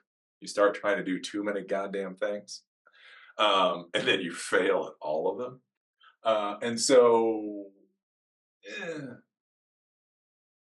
most likely for Silicon Dojo, I'm basically going to be focusing on Python. Python teaches all the core concepts of the modern technology world. Again, everything from the APIs to the operating system, understanding networking, understanding systems, all that stuff. Again, web app development. I mean, God help you, mobile development if you really wanted to. Like all this stuff you can do with Python. Uh, so we're primarily gonna be doing Python here, like Python, Python, Python. We will do some JavaScript for like front end development. So one of the things with Python are web app frameworks. So Flask, Django, Bottle. My favorite's Bottle. Um, and so with JavaScript, again, you can do form validation. You can do some basic stuff with JavaScript for that user interface thing. So we will have a few classes, maybe a number of classes, but a few on basically JavaScript with kind of like that front endish type lesson. But I don't really want to go too far with that. I don't want to get into React unless I have to. I don't want to get into Node because that starts again only so many hours in a day. So yeah, we're probably going to be more focused on. I say Python. Like I say, there are some basics of JavaScript. Like we will have to do a few classes on JavaScript just in order to make Bottle or whatever work properly. But I'm probably not going to go too into the weeds for that one. That's my thought. Example, add customer and build the logic to add something then display. Yeah, that gets into more. Again, I also, it's one of the things to be thinking about too. And again, like one of the core conceits with Silicon Dojo really is the dojo. Like I know people, that's what I hate about the modern world. People steal words, but they have no lived experience with that word. Right? So they call it a dojo. Why do they call it a dojo? Because it's cool. Right, again, I spent fucking years in dojos, right? I was trained in Hapkido, Aikido, Taekwondo, again, Kempo, spent a long time learning Kempo. And one of the interesting things I really like about the martial arts dojos is not only are you learning something, again, let's say Taekwondo. Taekwondo is like the fucking hamburger of the martial arts world in many ways. Don't learn Taekwondo. Anyways, one of the cool things with it is not only is there's a skill set, right? How do you do a front kick? How do you do a side kick? How do you do a roundhouse kick? How do you do an axe kick? And that's the debate. But then you actually have the instructors. So different instructors have different methodologies. Different instructors have different focuses. Different instructors have different. And so when you learn a martial art, not only are you learning a particular skill set, but you're also learning the skill set from the mentality of the instructor. Right, again, like it was funny, like BJJ folks fucking had a shit fit whenever they dealt with my Kempo instructor. Because they'd be like, yeah, man, so what if I get you into like this spider guard? And he literally, at all times, he had this knife on him. And it was weird. It was like weirdly legal. So, because there's these laws with knives, like you can't have switchblades. God, we are a weird society, right? An 18-year-old can buy a shotgun, but you have the wrong gun. We have the wrong knife, and you can go to jail. Anyways, he had this one knife. Literally, all you do when you pull it, it grabs onto your pants just a little bit for friction, and literally when you pull it, it just turns into a knife. You go rock.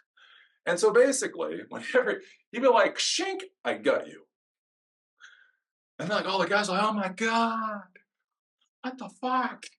What do you mean you got him?" And he's like, "I am a 40-year-old man. If you take me to the ground, I am going to take that as attempted murder, and I'm going to do what's required that my ass don't get murdered." Right? And the funny thing is, right, you hear about all these BJJ people, and they're all like the octagon, alphas in the octagon. And you talk about actually using a gun or a knife, and they're like, yeah. But again, that's why I like my instructor. My instructor, you'd ask him, be like, in this situation, what would you do? And he's like, oh, you know the best move in this situation? Like what? Gun fu, papa, papa. Shoot the motherfucker. Like, oh, that's my common instructor. Anyways, the point is, not only are you learning a concept, but you're also learning a methodology, a thought process, what the instructors care about. And again, for me, I care about systems. Again, I care about interoperability. Again, I think IoT is cool, even though nobody else does. And so with Silicon Dojo, the core conceit here is again that I'm teaching you about the overall systems. How can you build things that can reach out and talk to other things and do things and all that kind of stuff. So, anyways, so JavaScript is cool. And I understand why JavaScript has been valuable over the past decade because JavaScript is really about that front end development, right? If you're building mobile apps, so if you're building mobile apps, if you're building desktop apps, kind of that front end thing. And then once people know how to build in JavaScript, then you create a framework node so that they can use the same syntax, more or less the same syntax to work on the back end. But all of that is basically about creating mobile apps. I just don't care. I just really don't care. Like, yeah, that's fine. You do that. I'm not going to. So that's why I say JavaScript. We will learn some of the basics of it, but probably not going to go too into the woods. If I did start going into the woods, again, the other thing too is to be thinking about like valuable technologies. So if I want to take Silicon Dojo to the next level, again in 2024, is JavaScript still the next level? If I really was going to branch out, I'd probably be looking at Rust. To be honest with you, I mean, Rust seems like the next sexy language. I hate to tell the Node developers, but they're looking a little boomer. Just gonna say it. Just gonna say. That's my thought process. Do you think AI editors are actually going to replace devs? No, no. Um, that's what code monkeys think. I mean, you got to think about it. I've been doing tech since 1996. It just changes. Right? Again, systems that had hundreds of hours of certifications on, you don't even know what the hell they look like. All right, things just keep moving on. AI is functionality. AI is functionality. Again, a lot of the AI that we're dealing with right now, honestly, it's natural language processing. It allows you to talk to a computer and allows a computer to talk to you, which is cool, but it's not AI. Actually, very little of this is AI. It's a party trick. It's a cool party trick. That's it. Uh, so no, like having building systems to see. But again, the other thing you have to be thinking about is okay, what do they see? What do they care about? What do they do when they see something? Right? There's all of this stuff that gets dumped on top of whatever technology you're dealing with, and that's why you need technology professionals. Again, what's interesting now, and again, it's actually funny with the JavaScript people. It's hilarious with the JavaScript people because back when I got my MCSE, I looked into going into coding. Right, I learned C++ for whatever degree that I did, and I didn't want to. It fucking sucked. Right, coding back in 2000 era, it was just boring as dirt. Again, we didn't have web apps aren't what you have today. Mobile apps didn't exist. Um, it was just this, it was very hardcore. It's very computer science, right? Computer science. It was very sciencey back then. And then web apps came out, or the whole web, the mobile world and web apps and PHP and Python and everything that we have now. And if you actually think about it, again, I'll say this, is modern programmers are actually very dumbed down versions of what we used to have, right? What used to be required to be a programmer and what is now required to be a programmer is very different, very different, right? But nobody thinks that Python is going to take away programming jobs. Nobody thinks that JavaScript is going to take away programming jobs. It's a technology that makes it easier to build and deploy. Um, and so we do. And again, that's where I think like with AI, it's going to give us a lot more functionality. How things will be designed going into the future will start to change. But is that going to take away technology jobs and coding jobs? No, it'll look different. Again, how many of you guys know Perl? How many know Perl? Right? You don't give a fuck about Perl. Again, that was the big that was a big scripting language back in 2000. Nobody cares about it now. It doesn't matter because people are using Python. Again, everybody laughs at PHP. PHP is a damn joke. It's a fine language, but it's just things have moved on. Like nobody said coding was going to end when PHP fell out of fashion. Uh,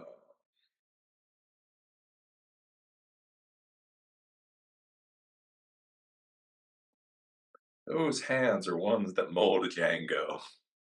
I mold Django with my bare hands. I tried to clone the GitHub repository, but it fails on my Windows system. Well, do we have to go any further? Do we have to go any further? Because colon is not supported in file folder paths, I put it in an issue and a pull request to fix it. Do you plan on accepting changes, additions from class participants, or would you prefer to manage the repository yourself? I will take advice. I will take advice and thoughts from students, participants. Yeah, I did see that. And then I started thinking, how am I going to ignore this? God damn it. I've learned after all these years how to politely ignore people on social media. I'm not sure how to ignore people on GitHub yet. I have to figure that one out. Yeah, no, we're not going to do push and pull. You people aren't going to do, well, I guess you can do pull. No, anyways, we're not going to do merges. So yes, I did see that. Okay, how are we going to do that? You people are not going to change the damn repository. That's not going to happen. You can fork it and do what the fuck you want with it. You ain't changing the source repository though. The advice, I actually did hear it, and after I got done laughing about the fact that you're using Windows, I did start thinking about what the fuck I'm supposed to do about it because it's Windows. And three, no, I don't have a decision yet. So yeah, again, I'm still trying to figure because that's the whole thing with like the GitHub. So I want to use GitHub as a main repository for these classes. It just makes life easier. You can just go to GitHub. You can pull. Well, some people can uh, and download from there. But again, find out these quirks. And they find out the quirk, but it's not knowing the quirk. So well, what do you do with the quirk? Well, you don't like colons, but is a hyphen good? Well, just use a hyphen. But can you just use a hyphen? I mean, does a hyphen look as good as a colon? I mean, if a colon looks better than a hyphen and you only lose Windows users, wouldn't you rather look good? So yeah, I'm trying to figure that out. But again, doing these classes actually could take a couple of days to do, and then you find out fucking colons don't work. And then you're like, why the fuck is anybody passionate about this field? I do not understand. So yes, I have heard you. I'm trying to figure something out. I do not know the answer yet. Let's see here. Yes, I was told to start learning Rust when I can. Also, thank you for the response. Yeah, Rust seems to be the new cool language. Again, that's something to think about with your careers. Like, what is the language? The language is the one some motherfucker pays you the most for. That's the real answer. And so again, like I said, Ruby on Rails. So PHP, you may used to bank off PHP. So it's like PHP and then Ruby on Rails. I go back to 2012, 2013. That was a sexy one. Node has been the sexy one for a little while now. And yeah, for whatever reason, people like Rust. I mean, from what I've read about Rust, Rust seems like a pretty decent thing. But you also have to find somebody that's hiring for Rust. Again, it's really interesting right now. There's actually been more and more job openings for Ruby on Rails, which actually surprised me. And the reason is because a lot of legacy systems are getting a bit long in the tooth. And so companies are basically looking at it and they need to upgrade their systems. They need to add stuff to this custom crap that was built a long time ago. They don't want to redo all the code. They don't want to redo it into Python or whatever. So actually, there's a surprising number of Ruby on Rails jobs that are actually opening up right now. Simply, again, it's that whole legacy thing, right? It's what they got, so they want that upgraded. So that's going to be the issue with like Rust. Is I know it's sexy, I know it's cool. Everybody's like, yeah. It'll be for in your area. Are people actually building on Rust so that you can get a job? That's going to be the question. Yeah. In the future, how would you prefer us to submit those suggestions? These questions you ask. Carrier pigeon, carrier pigeon. Um, yeah, I don't. I need to figure that out. Hey, another thing I have to figure out. Yeah, I'm not quite sure. Maybe LinkedIn. Maybe that would be the best one. Um, Yeah, I'll put my LinkedIn account somewhere if you don't have it already. Um, Probably message me on LinkedIn. That's the best way. Because if you message me in emails, that's a disaster. Yeah, LinkedIn. LinkedIn messaging. That would be the best one.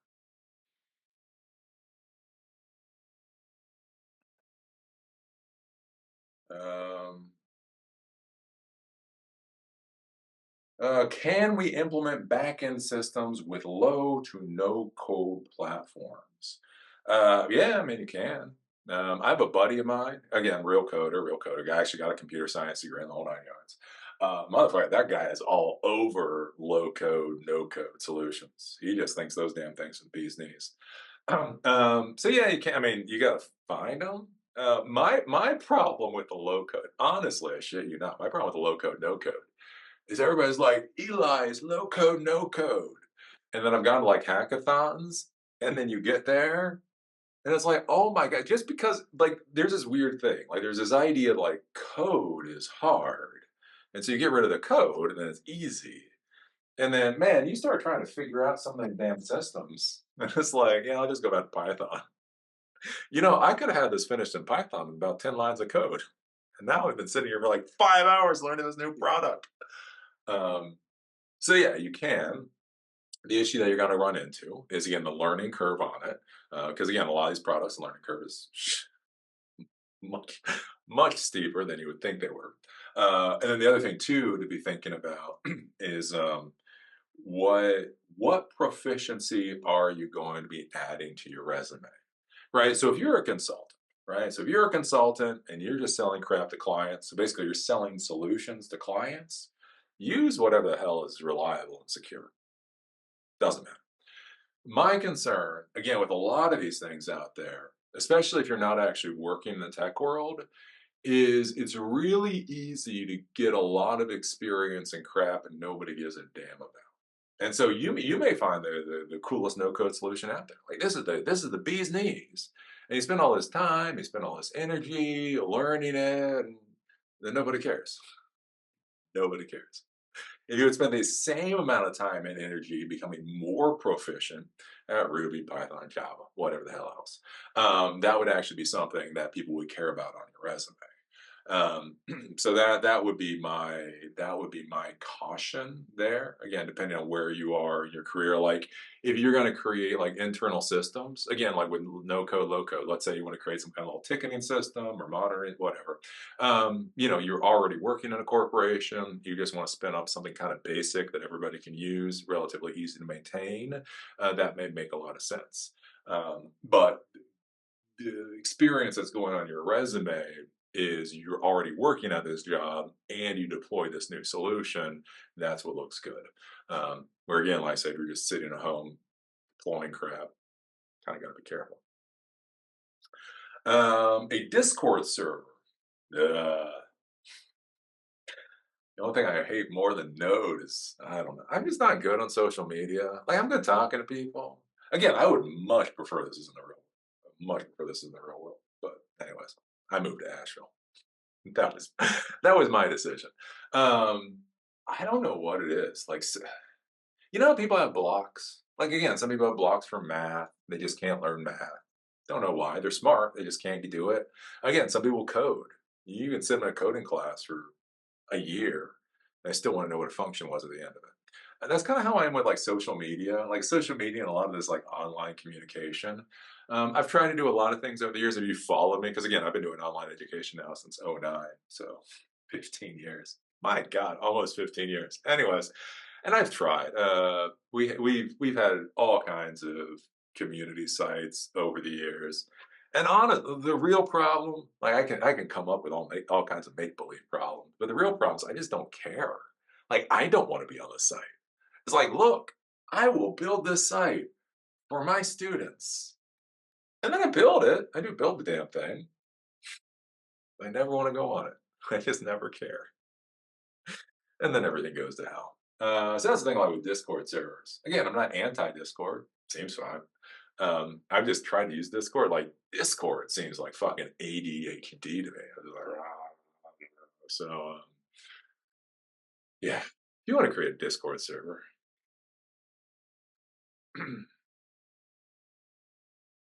um, yeah. Wish I could have traveled for the in-person classes. Yeah, I don't know. Who knows? Maybe we'll do some again. If I can build up the popularity here, maybe we can do Charlotte or something. Because that's what I thought about. Because that's the thing. Like Asheville just doesn't have a lot of people. One, we don't have a lot of people, and two, nobody gives a damn about tech here. But like Charlotte has like 2.8 million people. So I've thought about that. It's about 2 hours away. So I don't know if these become popular. If it if it makes some kind of financial sense to like go somewhere to try to teach a class, I might do that in the future. But I already wasted enough money. I already wasted enough money. The issue is distance. I'm unable to drive myself due to health issues. Oh, well.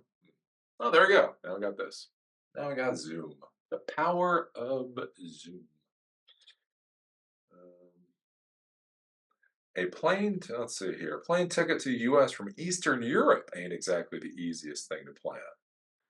Well, you just gotta get me sponsored by a tech company in Eastern Europe. It is much less expensive to pay me a ridiculous amount of money to come to Eastern Europe than it is for all of you to come from Eastern Europe to me.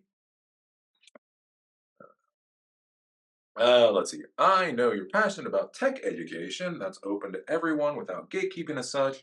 What would you use to enrich the education experience with learning techniques and systems, popular courses that have a paid wall to spin your version of it free, posting a Khan Academy for larger reach, so on? Um, what would you use to enrich the education experience with learning techniques and systems, popular courses? I don't know. Where would I go? Basically, where would I go from here with this? I don't know. Figure it out. One step at a time. Let me get you folks up to OpenAI. Like I want to. There's a whole series of classes I want to do. Like so, doing CSS. We're gonna do Bottle. I don't know. There's about 20. There's probably about 20 classes I want to rip through in the next couple of months, and then basically kind of figure it out from there. Again, lived experience, the whole mission creep thing. Hi. I've done that 20 too many times in my life. Hopefully, now that I'm almost 50, I can just fucking focus on something and just do it. Um, and so, yeah, that's where I just want to focus on this right now and kind of see where it goes. Like, it's so, like, the world is weird. Again, with the technology world, one of the things you have to think about with success in the technology world is it's not like normal people success, like normal people success, right? You go work at McDonald's when you're 15 or 16-year-old, you make your $5 an hour, you get a scholarship to go to college, you then go as an intern, then you go up to be a junior something, and then you work your way up your career ladder. Right, again, when you're in high school, you make minimum wage, and then as an intern, you make 15 bucks an hour, and then as a junior something, you make like $60,000 a year, and then you just right. That's the normal way. In the technology world, it's not like that. Technology world, basically, like at the end of every decade, you do some math and figure out where it worked out. Right? Sometimes you make a lot of money for doing jack shit, and sometimes you lose a lot of money while you work your damn ass off. Hopefully, after a decade, it's bigger than it is smaller. And again, that's like one of the things like I think about with this.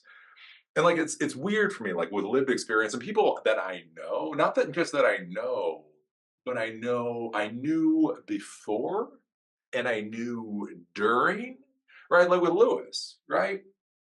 So Lewis Rossman, he originally sent me that email years ago in 2012 when he had his when his Mac repair place. And he sent me the email to ask me, he was like, Eli, I'm thinking about doing these YouTube videos to show people how to fix Macs. And my business partner says that's a dumb idea.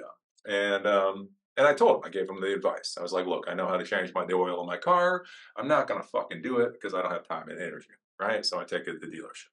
And so my advice to him was like, I believe in the modern world, if you demonstrate what you know and you can explain it, people will be more willing to pay you $400 to do this repair than for them to try to figure out how to solder. Like seeing, like knowing all you have to do is solder a capacitor is different than actually soldering the damn capacitor.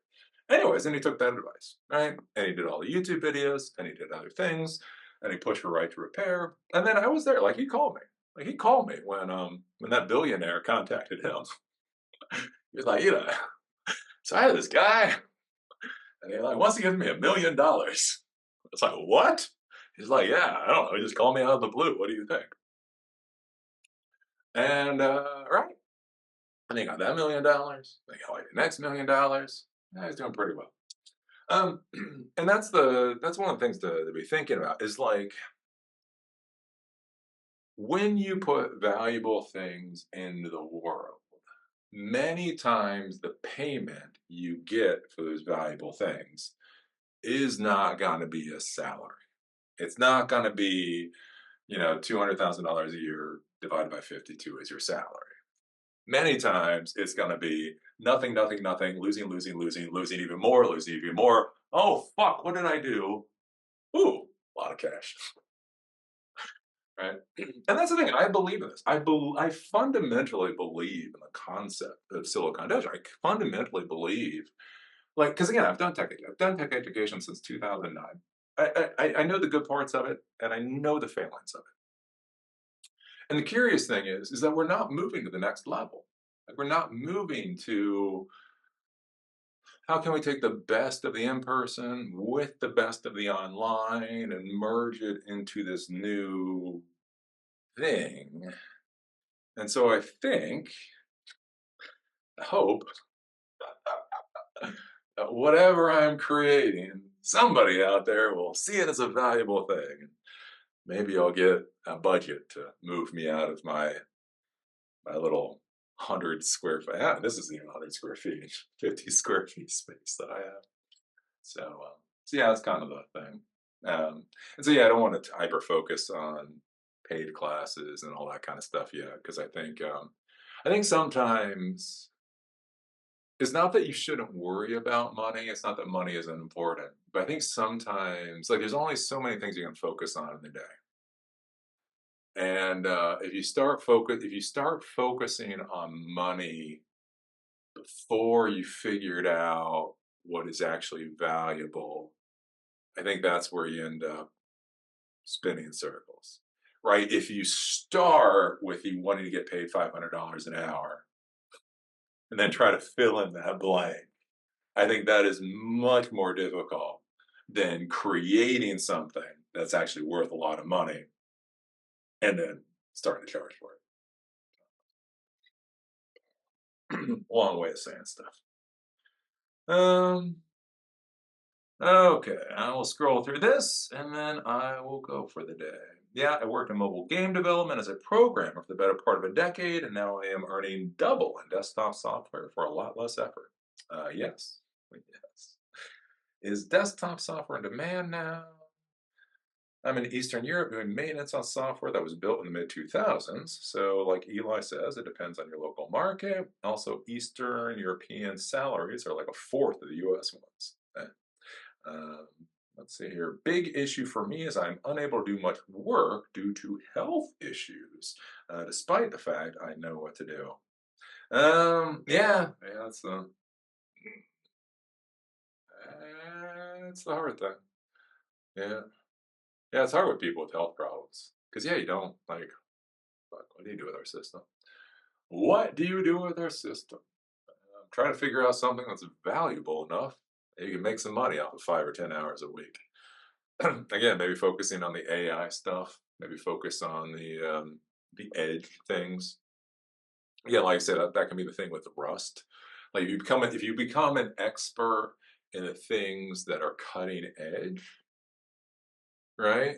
A lot of times that's a way to make money because you're the expert. Like that's one of the things like a lot of people don't understand with like why 20-year-olds can be making $250,000 a year. People misunderstand what the hell that's about, which is a frustrating thing. It's not that 20-year-olds are fucking special. I'm tired of it. Like, I did there's like the millennials and now it's the Gen Zers and everybody thinks like fucking 20-year-olds are geniuses. God damn, they're just not. I'm not anti 20-year-old. They're just not geniuses. What it is, and again, it's why I was flying around the country at 24 years old, right? So when I was 24 years old, again, I had a direct line to the travel department. I was flying all over the country. I was supporting a whole bunch of crap I shouldn't have supported. And the reason is the MCSE back in 2000 had existed for like 4 years, right? So there was nobody with 20 years experience.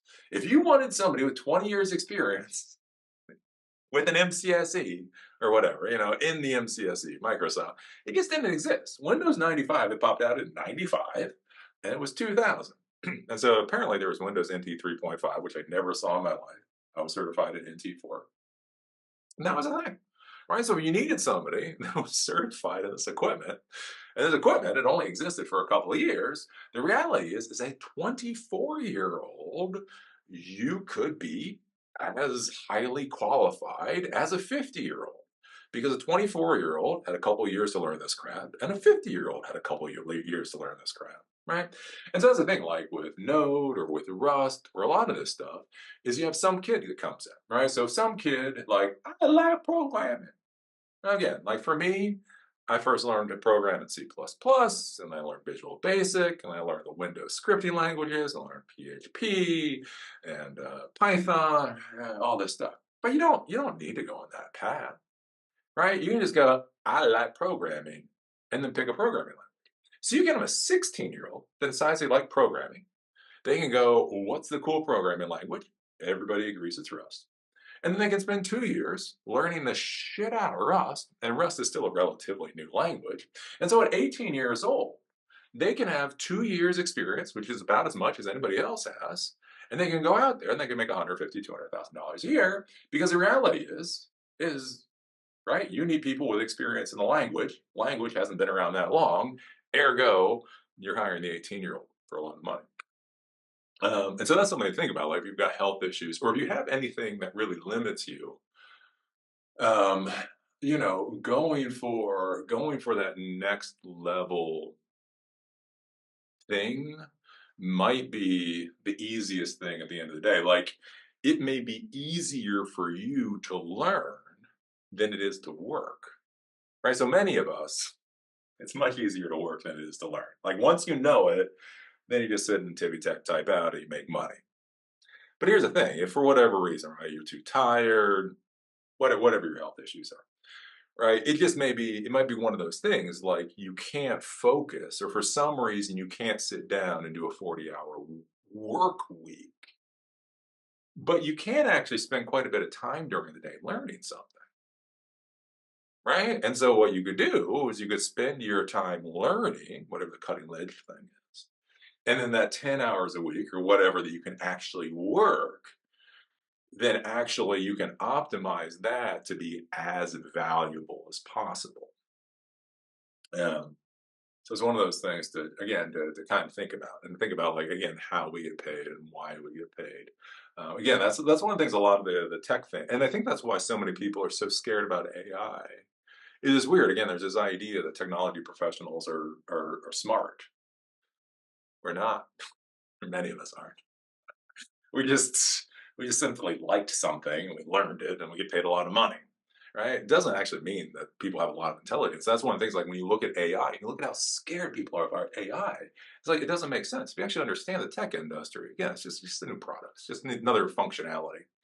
Um, Again, and how do you roll with it? How do you move your career into that position, right? So when, um, you know, I went from the army, and I got discharged medical from the army, wound up being going into the corporate world.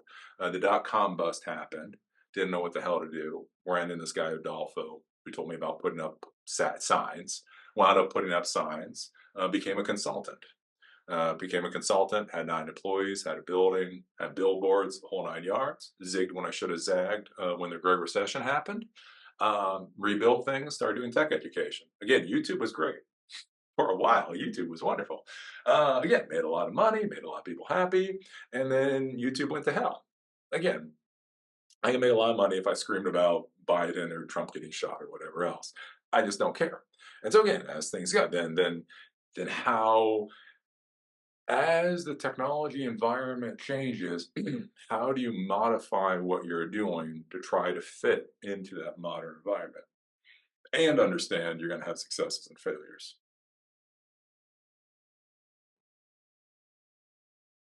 Uh, Anyways, people see the youngins with a phone or a tablet in their hands all day long and assume that means they have advanced proficiency with them. But the truth is, a lot of them spend most of the time on social media. Yes, just because kids know how to do TikTok doesn't mean they know tech. Yeah, basically very bad long COVID, except it happened before COVID existed. Yeah, that sucks. I'm calling you from UAE, trying to change career. You have been great help to me because you are actually rebranding my future. I deeply appreciate your efforts. Thank you, sir. Yeah, glad to help. Seems you've made quite decent money, that you're able to sustain yourself now. Don't mean to ask a question, just an assumption I have, or YouTube is paying well even now. Yeah, I don't know. I'm not allowed to talk about money. I'm not allowed to talk about money. A couple years ago, my wife said, "Stop talking about money." I went, again, whenever you get into an argument with your spouse, again, it's options. Is this worth the argument? Eh, it's not worth the argument. So I am doing this. Accept this as it is. And there is donor box. And I will remind everybody, donor box exists. So yeah. Okay, so if nobody has a hand up, and it is 4:30, I'm gonna call it a day. So yeah, so CSS is gonna be on Thursday. I'm most likely gonna have to put out the frickin' link again in comments, either in the comment section or in the email, because Meetup is a shockingly bad platform. God, it's just a piece of shit platform. Anyways, it's this whole thing with the Zoom link. It's just not working right. Anyways, So you will get an email beforehand, like you did today, with the actual link, or it will be in the comment section. Click on that because I don't think the link that's actually there will work, and I can't edit it because Meetup's a piece of crap platform. So that will be on Thursday. I will be taking a week. I will be gone for a week, and then when I get back, we're going to be doing more classes. And again, my idea with this is I'm trying to put out classes about as fast as I can, so somewhere between 2 to 3 a week. Essentially what that comes to is one down day. So I have a down day and a half a day to a class. Or one day, half day class, one day, half day class, one day. So that basically means some weeks you get two, some weeks you get three. We'll see how it goes. And that's about all I got. So yeah, okay. With that, see y'all later.